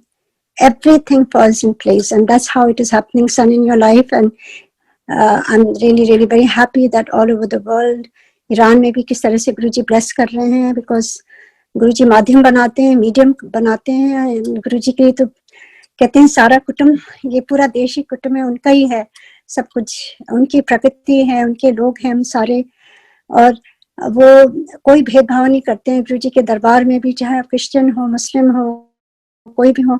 Everybody was welcome with open arms. चाहे आप criminal हो, चाहे आप devotee हो, it didn't matter to Guruji, because Guruji was there to only bless. वो कहते थे मेरा काम खाली ब्लेस करने का है, तुम इंसान हो, तुम लोग जज करते हो. मेरे दरबार में जो आ जाता है वो उसके कर्म उसको मेरे दरबार तक लाते हैं, एंड उसके कोई अच्छे कर्म है जो तुम्हें नहीं दिख रहे हैं, वो मैं देख रहा हूँ. And when he comes to my darbar, I have to bless, कोई भी हो, it didn't matter. And that was such a big learning for us sangat. कितनी बार हम संगत एक दूसरे को जज करते थे. मेरा खुद का एक्सपीरियंस मैंने शेयर किया, आज फिर शेयर करती हूँ कि जब सिंगापुर से आते थे तो एक बार क्योंकि हम गुरुजी के लिए आते थे, हमें तो किसी को पहचान नहीं थी, मैं जानती नहीं थी किसी को, आई डिडंट नो एनीबॉडी. और वहां बस गुरुजी की तरफ ही निगाहें सबकी रहती थी. तो एक दिन पता नहीं कोई बहुत ब्यूटीफुल कपल आए और मेरे पास में आके बैठे. गुरुजी ने उनको अपने पास ही बैठाया हुआ था. अचानक ही गुरुजी ने मेरी तरफ देखा और कहा तू ना एनु अपना सत्संग सुना बैठी बैठी. तो बैठे बैठे आपको मालूम है एंड में काफी जो थोड़े लोगों को गुरुजी रोक के रहते थे, और फिर थोड़े ग्रुप्स बना के जैसे गुरुजी हुक्म देते थे, आदेश देते थे, वैसे ही सत्संग हम सुनाते थे. तो उस दिन उन्होंने मेरे से कहा, तो आई डिडंट नो कौन लोग हैं. I could see that they were so good looking and young couple बैठे थे, that's all I could see. तो गुरुजी के कान तो सब जगह रहते हैं, चाहे आप दूर किचन के साथ उधर बैठ के सुना रहे हो, चाहे आप कहीं भी हो, Guruji hears everything. He is God, I mean it doesn't matter. तो मैं अपने सत्संग सुनाने लगी. All the blessings that Guruji had, उनकी कृपा से इतनी ब्लेसिंग जो मिली है, सारी ब्लेसिंग शेयर कर रही थी. और काफी जब शेयर कर लिया, गुरुजी देख रहे थे और गुरुजी मुझे रिमाइंड कर रहे थे, कह रहे थे अच्छा अब वो वाला सुना, अब वो वाला सुना. I mean, we had never ever told Guruji. This is the beauty, that Guruji is omnipresent, omniscient, omnipotent. उनको कुछ भी बताने की जरूरत नहीं होती थी. गुरुजी को सब कुछ वही एक्सपीरियंस देते थे और वही आपको कहते थे खड़े होकर सुनाने के लिए. ऐसे गुरु आपको कहाँ मिलेंगे, क्योंकि गुरु के देखिए पब्लिसिटी होती है, उनके इतने मीडिया होते हैं और कितनी प्रवचन देते हैं. हमारे गुरुजी तो इतने भोले, इतने शिव जी, एकदम महादेव. कभी भी उन्होंने कोई पब्लिसिटी नहीं करी और ना कभी कोई प्रवचन दिया. डूज एंड डोंट्स कभी नहीं करते थे. वो साइलेंस में सब कुछ वहां बैठा के समझा देते थे, या वहां जो होता रहता था उससे हम सारे सीख जाते थे, शब्द वाणी से सीख जाते थे. तो ऐसे ही गुरुजी को सब कुछ मालूम है, उन्होंने दिया वही कह रहे हैं खड़े होके सत्संग बैठ के अपना सत्संग सुना. तो मैं सत्संग सुनाने लगी. और गुरुजी जब आपको कहते हैं ना, तो गुरुजी आपको रिमाइंड कराते हैं, क्योंकि हमारी तो मेमोरी शक्ति इतनी अच्छी नहीं है कि हम इतना डिटेल याद कर सकें. आज भी 13 साल हो गए और गुरुजी को गए, और 22 साल हो गए गुरुजी से जुड़े हुए इस लौकिक शरीर में. नहीं तो पता नहीं कितने जन्मों से हम जुड़े हैं, पर एक डेट कहने के लिए होती है तो मुझे याद है. तो देखिए कितने सत्संग, ये गुरुजी की महिमा है. It is nothing to do with me, please don't take me wrong, I am not bragging anything. But जो गुरुजी की चीजें, मुझे और कुछ नहीं याद है कि अगर आप पूछो 22 साल पहले क्या हुआ था, ये हुआ था incident, I may not even recollect. पर जब गुरुजी की बात आती है, क्योंकि गुरुजी ने ब्लेस किया बस सत्संग ना, जब वो कहते थे खड़े होकर सत्संग सुनाओ तो उन्होंने ब्लेस कर दिया. That means it has imprinted in my soul, in my mind, in my every cell. और गुरुजी की ही मर्जी होगी. ही विल डिसाइड कि कब शेयर करना है, कब नहीं शेयर करना है. It's all totally hand. इतनी उनकी पावर है गुरुजी की. तो वो जैसे कह रहे थे, मैं सत्संग सुनाने लगी उनको, और गुरुजी बार बार रिमाइंड करते हैं, तो बहुत देर तक उनको सारे सत्संग मैंने उनको सुना दिए. तो गुरुजी की तरफ देखा, गुरुजी इतना स्वीट स्माइल करते थे, भगवान की तरह. Only God can smile like that. And उसके बाद गुरुजी कहती चंगा किता. फिर मैं चुप हो गई. आई हैव माय सिस्टर, मैंने शेयर किया, मेरी छोटी सिस्टर मेरे साथ जाती थी, और वो मुझे एल्बो करने लगी बहुत. और आपको मालूम है गुरुजी के दरबार में I don't want to talk to anybody, even मेरी फैमिली हो चाहे जो हो. मैं तो चाहती थी अपनी फैमिली से सबसे दूर बैठूं, जहां कोई भी ना जानता मुझे. तो वो एल्बो करती रहे, and I did not look at her, and so I didn't talk to her. जब वापस कार में बैठ गई तो मैंने कहा तुम क्यों ऐसे कर रही थी? कहते आपको मालूम है आप किससे शेयर कर रही थी? ऐसे नहीं, मुझे नहीं मालूम है, मुझे जानना भी नहीं है, because I am only sharing because Guruji wants me to share. मैं गुरुजी का हुक्म कर रही हूँ, और I don't want to be disturbed. वहां पे please don't do that again. And कहती हैं कि I was so excited to tell you. हमने कहा अच्छा बताओ. Then she told me, she said ये ऐसे ऐसे हैं. I don't want to name because Guruji के दरबार में किसी का नाम नहीं लेना चाहिए. Everybody is equal to Guruji. But what I'm saying is that what I found out is that this person had a big criminal case against that young lady's husband, or something had happened, and whatever, it was a big thing going on in Delhi, and everybody was aware of it. I was not aware because I didn't live there, and I really didn't even bother, because I used to just come from Singapore only for Guruji, और 4 दिन उस समय बैठते थे, Thursday to Sunday, and every day we would go, और गुरुजी की कृपा होती थी तो वो बैठाए रखते थे. जब कहते थे तब हम जाते थे. तो वहाँ पूरा टाइम कभी कभी बहुत देर हो जाती थी, और फिर सुबह हम लोग उठ करके we were so excited, we used to share all experiences with our parents. जो हम वहाँ नोएडा में रहते थे. And it was just excitement overflowing. जैसे गुरुजी का, जैसे कहते हैं ना गुरुजी घर से पूरा भर देते हैं, तो आप उसमें you want to share it. And मुझे लगता था कि you know I have to tell everybody about Guruji. Share करना. So मेरा वो खुशी थी मेरी, और गुरुजी की प्यार था, और गुरुजी की मेहर थी, जो I had that feeling that I had to share it. And फिर वही चलता था, और दोपहर मुझसे फिर एक्साइटमेंट होता था जाने के लिए गुरुजी के दरबार में, और फिर वही कार्यक्रम होता था. तो I had no time for anything कि मैं किसी के सुनूं, या कहीं जाऊं, मिलने जाऊं, या कुछ किसी के बारे में पूछताछ करूं. कुछ नहीं रहता था.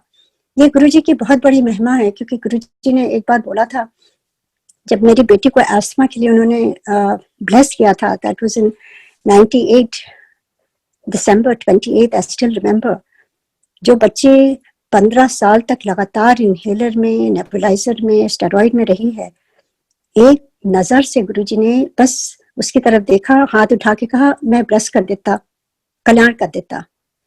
उसके बाद से जो इतनी उसमें थी, एक बार भी उसने पफ नहीं लिया. उसके बाद से आज का टाइम है, ये कौन कर सकता है? तो गुरुजी ने बस एक चीज कही थी, जब गुरुजी ब्लेस करते हैं ना, तो हमें उनकी मर्यादा में भी तो रहना है ना. ऐसा थोड़ी ना हम अपने वही काम करते रहे जो पहले लाइफस्टाइल है. If you connect to Guruji, there is always a responsibility also, कि गुरुजी हमसे चाहते क्या हैं. हमारी लाइफ थोड़ी चेंज होनी चाहिए ना. और सेम चीज थोड़ी ना कि हम ब्लेसिंग लेते जाएं और कुछ हम दें ना गुरुजी को. गुरुजी को देना है बहुत चीजें. एक कहते हैं गुरु का हमें एक ऋण भी होता है, क्या दे सकते हैं.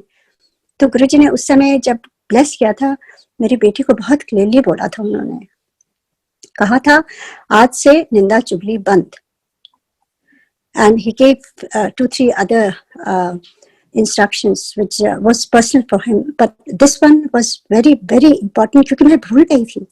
whenever I used to share about her asthma sangat satsang, I used to forget this, and अचानक ही just within few years back गुरुजी ने एकदम मुझे याद दिलाया, which I had forgotten. ये भी गुरुजी की कृपा होती है. That is the message Guruji was trying to tell me, that I had forgotten myself. कि गुरुजी ने कहा था आज से निंदा चुगली बंद. So I call up my daughter right away. I said, गुरुजी कहते yes mom, remember he had told me कि निंदा सुनी भी नहीं है किसी की. And I was shocked when Guruji said so. When we came home, I asked her, 15-year-old girl, हमने कहा तुम क्या करती हो स्कूल में निंदा चुगली? कहती है मैम मेरी एक फ्रेंड है जो सारी स्कूल की गॉसिप मुझे सुनाती हैं। तो देखिए गुरुजी तो omniscient, omnipresent, omnipotent, ये सारे प्रूफ करती है कि कहाँ हम पहली बार गुरुजी से मिले, गुरुजी मेरी बेटी के बारे में सब कुछ, उनको कोई भी उनके सामने आता था गुरुजी को सब कुछ मालूम रहता था, एवरी सिंगल थिंग।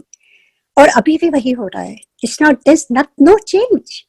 बस गुरुजी का चोला नहीं है, पर गुरुजी हमारे दिल में बसे हुए हैं। You know, as somebody was sharing, it is so beautiful. We don't need anything, we just need Guruji's love, and Guruji is always with each devotee.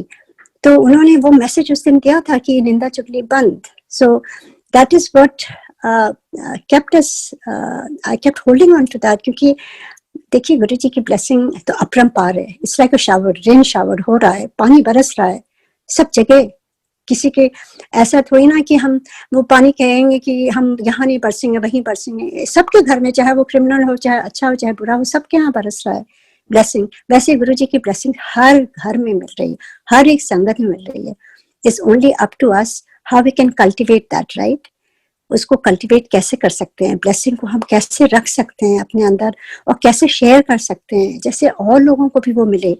हमारे पास जो भी अबंडेंस में हमें शेयर करना है, हमें गुरुजी की ब्लेसिंग्स मिली है तो गुरुजी ऐसे ही शेयर कराते हैं। गुरुजी कहते थे जो शेयर कर रहा है उसकी भी ब्लेसिंग, जो सुन रहा है उसकी भी ब्लेसिंग।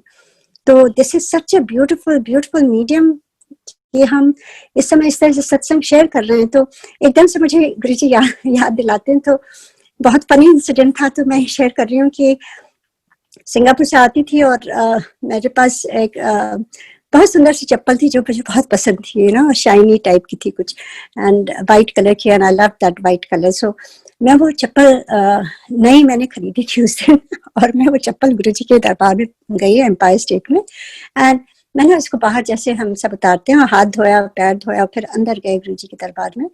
एंड जैसे गुरुजी बहुत देर तक रुके रहते थे तो हम लोग बैठे हुए थे, रात के 1 बज गया मेरे ख्याल से 1:30। तो जब बाहर निकले तो आई कुडंट फाइंड माय चप्पल। मैं बहुत इधर से उधर देखा, मुझे नहीं दिखी चप्पल मेरी। बहुत हमने ढूंढा, हमने कहा क्या करें, वहां से आपको मालूम है पैदल ही जाना होता था बाहर गेट पे। तो नहीं मिली मुझे चप्पल और मुझे लगा कि लगता है पता नहीं क्या हो गया। एनीवे हम लोग पैदल ही गए। Next day again I got another chappal and I came, and can you believe मैं अंदर एम्पायर स्टेट तक पहुंच ही नहीं पाई, मेरी चप्पल ही टूट गई। And I had to hold it and walk barefoot and I put it outside. और बाद में मुझे तो ज्ञान नहीं था कि क्या हो रहा है, मैंने सोचा ये ऐसे होता है। फिर एक दिन एक आंटी ने मेरे से कहा कि ये गुरुजी के बेस होते हैं कर्म काटने के। कुछ भी आपका गुरुजी के दरबार में आप उनके पास आ रहे हो, गुरुजी आपको मालूम नहीं कितने कितने कर्म गुरुजी ऐसे हल्के में काट देते हैं। सो these are the lessons, very simple lessons, but with lot of meaning that Guruji made us understand कि वो कर क्या रहे हैं गुरुजी, and for us to understand कि जो भी वहाँ हो रहा है, everything is up to Guruji is in command, everything is happening because of Guruji's will, and if you leave it to him, he will guide us. And if we interfere our mind and our logic, फिर गुरुजी कह देते हैं फिर अपने आप करो। कहते थे बस अगर वरी करके करना है तो फिर एक ही जन वरी कर सकता है। He told me one time Singapore में मैं किसी बात को लेके बहुत ही परेशान थी और मैं सोच रही थी मैं कैसे करूं, क्या करूं। और मैंने किसी संगत को इंडिया में बोला कि आप मेरे लिए ये क्वेश्चन गुरुजी से पूछ लेना। And they asked Guruji and Guruji just look the other way. Guruji ऐसे करते थे, कभी नहीं जवाब देते थे, वो दूसरी तरफ देखने लगते थे। And we used to get a message and they called me and said कि ऐसे किया। तो I understood that was my mistake. But उसके बाद फिर एक दिन गुरुजी का फोन आया। गुरुजी को तो सबके नंबर्स मालूम रहते थे, आपको कुछ करने की जरूरत ही नहीं है, तो भगवान है। And he called and he told me just one sentence. He said सब कुछ टेम्पररी है, and he put the phone down. So what a big lesson I got that day कि what I am worrying about, this is also temporary, I should just leave worrying. फिर उसके बाद next time जब गुरुजी के दरबार में गए, जैसे ही उनके प्रणाम किया गुरुजी को, तो गुरुजी बहुत फॉर्मली मेरे से बोले कि मैंने ना मैसेज ना भेजा कर। And I looked at Guruji and I started crying. I said, Guruji, मैं क्या करूँ? आप ही मेरे लिए सब कुछ हो. You're my father, mother. I don't even talk to my relatives or anybody. It's only you, Guruji. So how can I talk to you? You're here and मैं वहाँ हूँ. क्या करूँ मैं? Then Guruji looked very clearly in my eyes and he said, आज से तू खाली टेलीपैथी से मेरे से बात किया कर. मुझे मैसेज नहीं भेजा कर. So then he gave me, and that's what I want to share, कि किस तरह से अभी भी हम टेलीपैथी से गुरुजी से बात कर सकते हैं without any interference from asking people. Direct connection Guruji कहते थे मेरे से 1-to-1 कनेक्शन जोड़ो, और जब तुम ध्यान में बैठोगे उस समय तार जब जुड़ेंगे उसी समय तुम्हें मैसेजेस मिलेंगे मेरे, और तुम्हारे आंसर्स मिलेंगे. एंड इतनी अच्छी सीख गुरुजी ने दिया उस समय जब गुरुजी थे, और वो जानते थे कि उनके चले जाने के बाद हम सब खो जाते अगर नहीं हमें गुरुजी सिखाते उस समय. तो कितनी अच्छी अच्छी चीजें गुरुजी सिखा के गए हैं कि अभी भी हम उनसे वैसे ही जोड़ सकते थे जैसे हम पैसे पहले जोड़ते थे. देखिए अभी भी हम टेलीपैथी में से उनसे बात कर सकते हैं, उनके स्वरूप के आगे ध्यान में बात कर सकते हैं. हमें किसी से पूछने की जरूरत नहीं है, क्योंकि देखिए गुरुजी के बारे में किसी को पूरा मालूम ही नहीं है ना. आप कहते हैं कि भगवान का तो अनंत है, अनंत का हम कैसे विवरण कर सकते हैं? We cannot describe, no matter how much we try. We only can share our experience what we experience with Guruji. तो गुरुजी आपको खुद आकर के आपको थोड़ी मेहनत करनी होगी, उनके लिए ध्यान में बैठना होगा, उनके लिए समय निकालना होगा, उनके लिए अपने अंदर सफाई करनी होगी, फिर गुरुजी को विराजमान कर सकते हैं, और फिर वो आपको सही दिशा दिखाएंगे, बताएंगे everything how he will tell. बस लास्ट में मैं ये सत्संग शेयर करना चाहती हूँ जो पता नहीं क्यों गुरुजी की मोटिवेशन से मेरे मन में आ रहा है, कि एक बहुत बड़ी सीख गुरुजी ने दी थी जो मैं शेयर करना चाहती हूँ, जो मुझे कुछ नहीं मालूम था उसके बारे में. एंड आपको मालूम है गुरुजी कभी कभी किसी के घर जाते थे, एंड जब उनकी गुरुजी की मौज होती थी, ही वुड कॉल सम संगत एंड से कि मैं तेरे घर आऊंगा, या ऐसे जैसे. तो एक बार गुरुजी ने कहा था मेरे हस्बैंड को कि मैं तेरे घर आऊंगा. अब मेरा घर कहाँ है, क्योंकि we used to come from Singapore. We used to stay at my parents' house in Noida. तो हम दोनों के मन में ख्याल था कि गुरुजी कहाँ आएंगे, सिंगापुर आएंगे कि यहाँ आएंगे कि वहाँ आएंगे. कभी कभी my husband used to stay at Imperial for his business trips, so we used to stay there. तो मुझे कुछ नहीं समझ में आता था. तो गुरुजी ने कह दिया तो कह दिया. Then we were quiet and my husband said, गुरुजी आप कब आएंगे? And गुरुजी said, मैं दसांगे. That was it. And one time I had shared कि सिंगापुर में किस तरह से fragrance आई थी and Guruji came. And also at Imperial one time Guruji took some of the Sangat to Imperial at 1:30 at night, and how beautifully Guruji had arranged everything. So that was, he came there also. Now he told me one time when I went to Guruji himself said कि मैं तेरी daddy के घर आऊंगा नोएडा में. So I was very very excited. So I said, Guruji, आप कब आओगे? तो Guruji said, मैं दसांगे. And when Guruji used to say दसांगे, then it's his Lord Shiva, right? Time, space is all his. We cannot even ask him anything. And we could not even talk to Guruji that much because Guruji said, मेरे से कोई question नहीं पूछा करो. तो we used to just go, do his darshan, come back. उनकी मौज होती थी तब वो बुलाते थे, and then we would answer. So that was it. But every day I went back home, I told my parents and they were so excited, and he kept saying, नहीं तुम पूछो. I said, वहाँ ऐसे नहीं होता है. And anyway, and one day I told my father, I said, आपके घर भगवान आएंगे, Guruji is God. And you need to come and invite Guruji. So he came and he invited Guruji, and Guruji was very happy and he said, मैं दसांगे. He didn't give a date. And that was it. मैं वहाँ जितने time के लिए गई थी वो time पूरा हो गया, गुरुजी को मालूम था. मैं वापस सिंगापुर आ गई. अब उसके बाद my parents were feeling bad कि अरे गुरुजी ने कहा था और maybe we did not invite him, right? We should ask him to come. So they went again and they asked गुरुजी आप कब आओगे? आपने कहा था आएंगे गुरुजी. तो गुरुजी again, this is, please don't take it wrong. This is all Guruji's words that I am putting. Guruji told my father, next time जब मेरा नाम लेके जब वो सिंगापुर से आएगी तब मैं आऊँगा. And then my father called me and he said, तुम कब आ रही हो? And I said, why? What happened? मैं तो अभी आई हूँ वापस. He said, नहीं, Guruji ने ऐसे कहा है कि when you will come next, he will come. I was in like 9th. You can understand. आपको खजाना मिल जाता है अगर गुरुजी आपका नाम भी ले लेते हैं. सबसे खुशी दुनिया में वो होती है जब गुरुजी आपका नाम भी ले लेते हैं.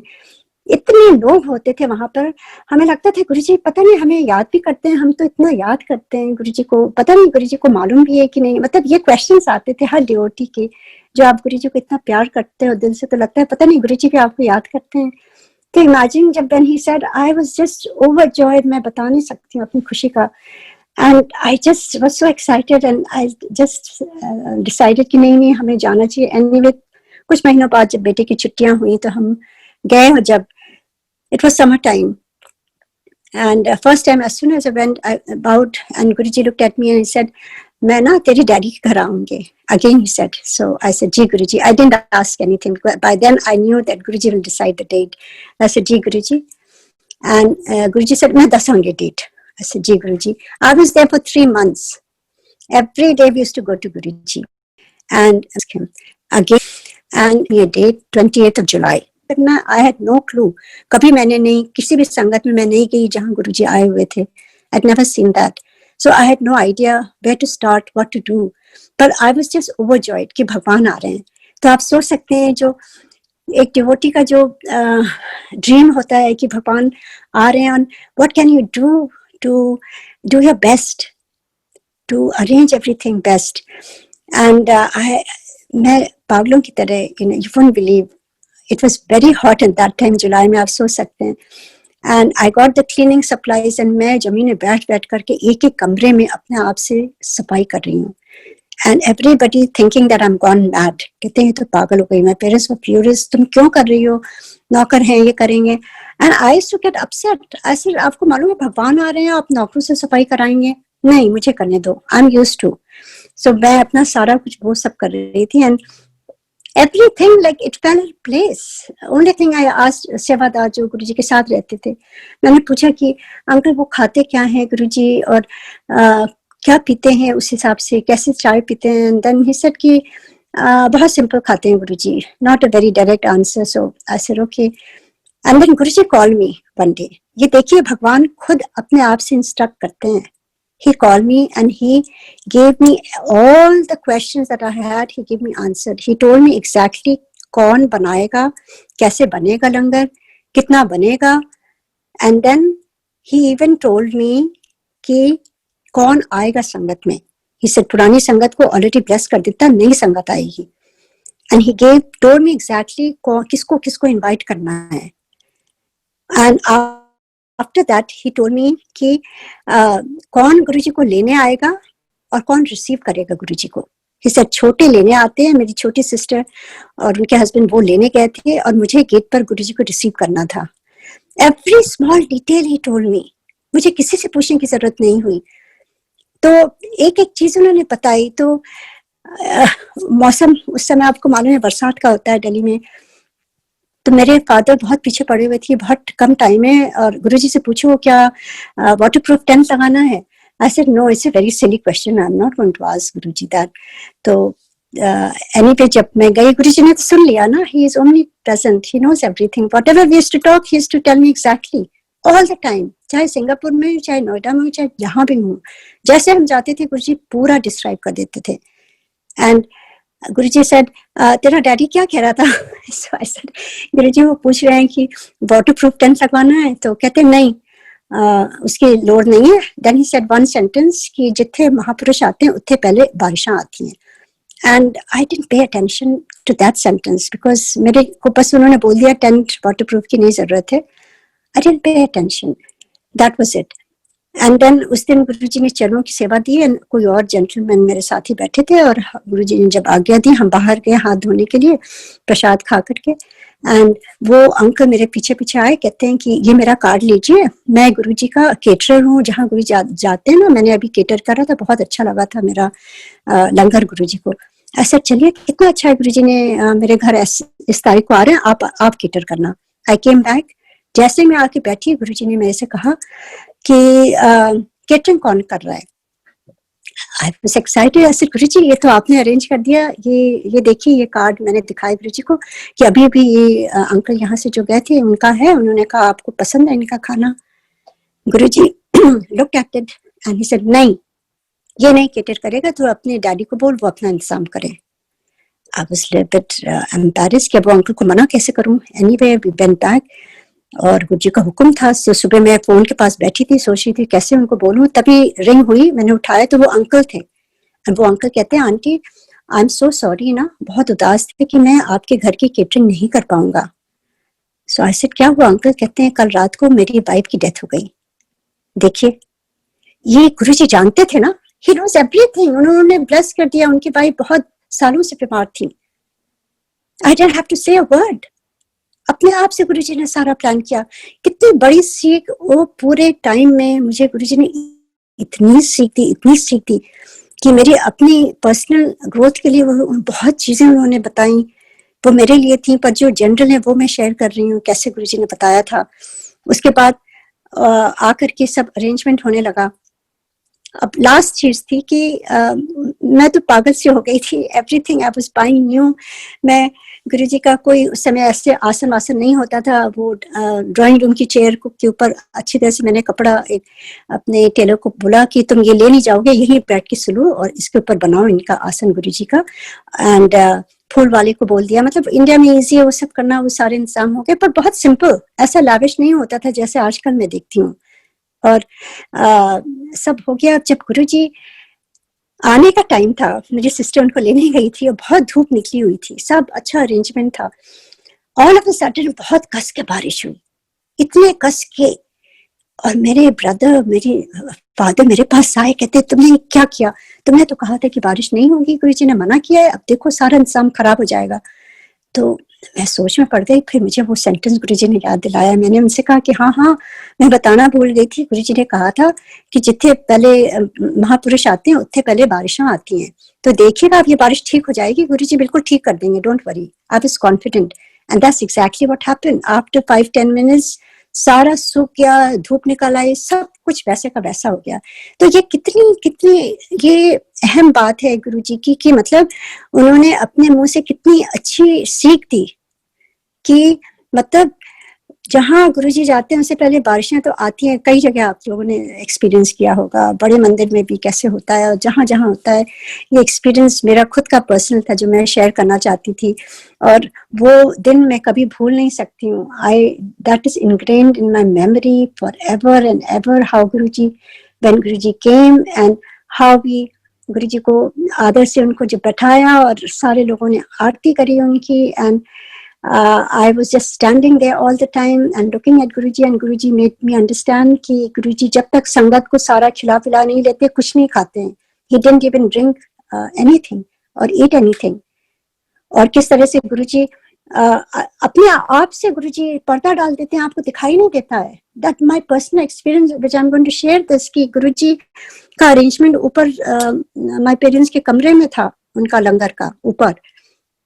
गुरुजी ने कहा था वहां पे खाली फैमिली मेंबर्स रहेंगे और बाकी लोग लंगर के लिए बाहर चले जाएंगे. All that was arranged and I was excited. I said कि मुझे बहुत अच्छा मौका मिलेगा गुरुजी को सर्व करने का. I will serve him langar with my hands and all that, जो ड्रीम में था. Every bhakt goes through that and I had planned everything. And वहां हम जैसे गुरुजी प्रसाद, गुरुजी ने कहा था कितना प्रसाद बनेगा, खड़ा प्रसाद, और उन्होंने कहा मैं अपने हाथों से दूंगा. सबको उन्होंने अपने हाथों से दिया था, ड्राइवर वाइवर जो भी था सबको. एंड उसके बाद हम लोग बैठे हुए थे और अचानक ही like I was totally focused on Guruji. And Guruji ने पर्दा ऐसे डाला कि कब वो उठ करके अचानक ही स्टेयर से ऊपर चले गए. And he went to my room and he open the room and then he went to my parents room. तब तक हमने रियलाइज किया अरे गुरुजी गए कैसे, हाउ इज इट पॉसिबल. जैसे कृष्ण जी का जन्म हुआ था, सबको सुला दिया था, वैसे ही उस दिन हम सब ने एक्सपीरियंस किया कि किस तरह से गुरुजी ने हम सब के आगे पर्दा डाल दिया. वो अपने आप से उठ के ऊपर चले गए. By the time they realized, they all ran upstairs and I started going. and किसी ने टैप किया. मुझे याद है कोई संगत के अंकल थे, मुझे नाम नहीं आ रहा है, कोई सरदार जी अंकल थे, तुली अंकल थे कि कौन थे, आई डोंट नो. तो उन्होंने ऐसे जिनके हियरिंग जिनके लड़के की गुरुजी ने ठीक करी थी, वो अंकल थे, मुझे याद है. तो उन्होंने मुझे वो ऐसे ऐसे टैप किया, कहा कि आपको गुरुजी ने कहा है आप यहीं खड़े होकर सत्संग करेंगे. I didn't like eight that time कि ये मेरा प्राइवेट टाइम था, गुरुजी ये क्या कर रहे हो आप, पर गुरुजी का हुक्म था. So I just stood there. देखिए वो भी गुरुजी की ब्लेसिंग हुक्म था ना, आज भी ये वही हुक्म है कि मुझे खाली शेयर करना है अपने एक्सपीरियंस, ये गुरुजी ने ही शेयर करवाने का हुक्म दिया है मुझे। एंड वो ऊपर सारे मेरे एक्सटेंडेड फैमिली, सारी फैमिली ऊपर गुरुजी के साथ बैठी हुई वहां लंगर कर रही है, मैं यहाँ नीचे खड़े होके I don't know 15-20 whatever time it was, जब गुरुजी आज्ञा देते हैं देन ही टेक्स ओवर। उसके 1 सेकंड के लिए लगा, उसके बाद it just got over and Guruji ने he took over and whatever I was sharing is what Guruji wanted me to share। and वहां पे सारे तरह तरह के सुप्रीम कोर्ट के कहाँ के लोग सारे बैठे हुए थे and I don't know what I was sharing। and as I was sharing, जब वो आधे घंटे हो गए and again somebody tapped on my back and said अब आपको ऊपर गुरुजी बुला रहे हैं। and when I went and I could see that of course सबने लंगर खा लिया था, सब लोग, गुरुजी तो बहुत जोवियल थे, इतनी हंसी मजाक हो रही थी, सब लोग बैठे हुए थे। as soon as I went तो गुरुजी ने एक गुलाब जामुन उन्होंने कटोरी में मेरे लिए बचाया हुआ था and he just gave it to me and I just melted at that time। हमने कहा ऐसे गुरु कहाँ मिलेंगे, देखो कि मतलब I was thinking कि मुझे ये टाइम नहीं मिल पाएगा गुरुजी के साथ, ये लोग शेयर कर रहे हैं इतना ब्यूटीफुली टाइम और मुझे नीचे कर दिया है, पर गुरुजी कितना ख्याल रखते हैं, कितना as a father he loves you. And I just started crying, I touched his feet and it was so touching कि इतना ख्याल तो आपके पेरेंट्स या आपके कोई रिश्तेदार नहीं कर सकता है। गुरुजी इज above all relations। सारे रिलेशंस मैंने गुरुजी में देखा है, चाहे पेरेंट्स हो, सिबलिंग्स हो, स्पाउस हो, चाहे बच्चे हो, चाहे जो हो, you know he just understands each sangat's emotions, each sangat, और वो भगवान ही कर सकते हैं। And it was so beautiful at that time. Guruji को वहां पर देख करके ऐसा लग रहा था ऐसे पता नहीं जैसे हम एकदम हेवन में पहुंच गए हैं। एंड बहुत घंटे गुरुजी बैठे वहां पर बातें करते रहे सब कुछ, और फिर well first time to go, जब उनको उनको ड्रॉप करने गए उनकी कार तक, जैसे ही पैर छुआ गुरुजी ने हम दोनों को बोला, मेरे हस्बैंड को, हमको, क्योंकि हम लोग हमेशा चारों दिन जाते थे, नो मैटर व्हाट, घर में कोई भी ओकेजन हो, एवरीबॉडी न्यू कि शाम को 4-5 बजे के बाद we are not available the whole night those 4 days। So Guruji knew that Sunday का दिन था, he knew that we will come to संगत and he looked at us and कितने beautiful message दिया गुरुजी ने, कहा आज आने की लोड़ नहीं है, आज तेरे घर बहुत रिश्तेदार हैं, आज इतने ही बैठ के एंजॉय कर। Can you believe this? मतलब गुरुजी ने ये भी सीख दे दिया कि गुरुजी के साथ जुड़े रहते हुए आपको अपने रिस्पॉन्सिबिलिटीज निभानी है, आपको अपने रिश्तेदारों के साथ भी निभानी है, आपको बैठ के एंजॉय भी करना है। ये बहुत बड़ी गुरुजी की ये सीख थी जो मुझे अभी तक याद है और हमेशा ट्राई करूंगी फॉलो करने की, कि जो भी गुरुजी का आदेश, एक एक सेंटेंस जो उन्होंने सिखाया है उसको अपने दिल में लिखा हुआ है मैंने, और ट्राई करूंगी कि वही फॉलो करूं गुरुजी से। एंड उसके बाद जब गुरुजी चले गए, आप समझ नहीं सकते हैं, पूरा house was fragrant for months and months and months. मैं तो चली आई थी 1 हफ्ते बाद, पर वो पूरे 1 हफ्ते ऐसा लग रहा था कि गुरुजी यही है, पूरे घर में ऐसी सुगंध फैली हुई थी। आई कांट टेल यू, इतनी ज्यादा फ्रेग्रेंस। अभी भी मैं जाती हूँ तो उस जो सोफा था उस पर किसी को बैठने नहीं देती हूँ, नहीं ये गुरुजी का, इस पर किसी को नहीं बैठना है। And I always go sit there and I reminisce कि कैसे गुरुजी आए थे। ये कोई छोटी बात नहीं है, भगवान अगर आपके अंदर की अभिलाषा पूरी करते हैं, एक एक बात पूरी करते हैं, तो हमारा क्या फर्ज है, हमारा तो यही फर्ज है। गुरुजी ने इतना दिया है, हम तो कुछ भी नहीं कर सकते हैं। मतलब ये शेयर करना भी, दिस इज नथिंग, ये खाली शेयर करने से नहीं होता है, हमें उनकी सीख भी शेयर करनी है, उनकी जो जितनी टीचिंग्स है, उनकी लेगेसी है। क्योंकि देखिए पुरानी संगत तो शेयर कर रहे हैं हम, पर नई संगत भी फॉलो करें। एंड उसके बाद भी, क्योंकि ये तो लेगेसी ऐसे चलने लगे कि जैसे रामचंद्र जी आए थे, गुरुदेव नानक जी आए थे, कृष्ण जी आए थे, हम उनको अभी तक याद करते हैं ना, तो ऐसे ही हम गुरुजी को भी याद करेंगे आने के टाइम में कि गुरुजी आए थे और ऐसे हुआ था। एंड मैं चाहती हूँ सारी संगत ऐसे जुड़ी रहे गुरुजी से और आगे बढ़ाते रहे, हर वर्ल्ड में, कॉर्नर में, चाहे कोई भी आपका मजहब हो, it doesn't matter, Guruji is universal God.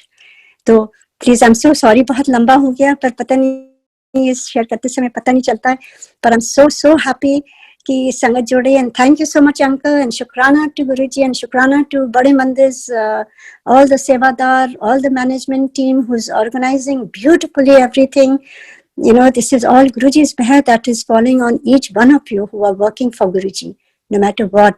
चाहे लॉकडाउन हो, चाहे खुले मंदिर, पर आप सब लोग वैसे ही जैसे से सेवा कर रहे हैं. गुरुजी की ब्लेसिंग हम सब पर ऐसी बरसते रहे. जय गुरुजी, जय गुरुजी.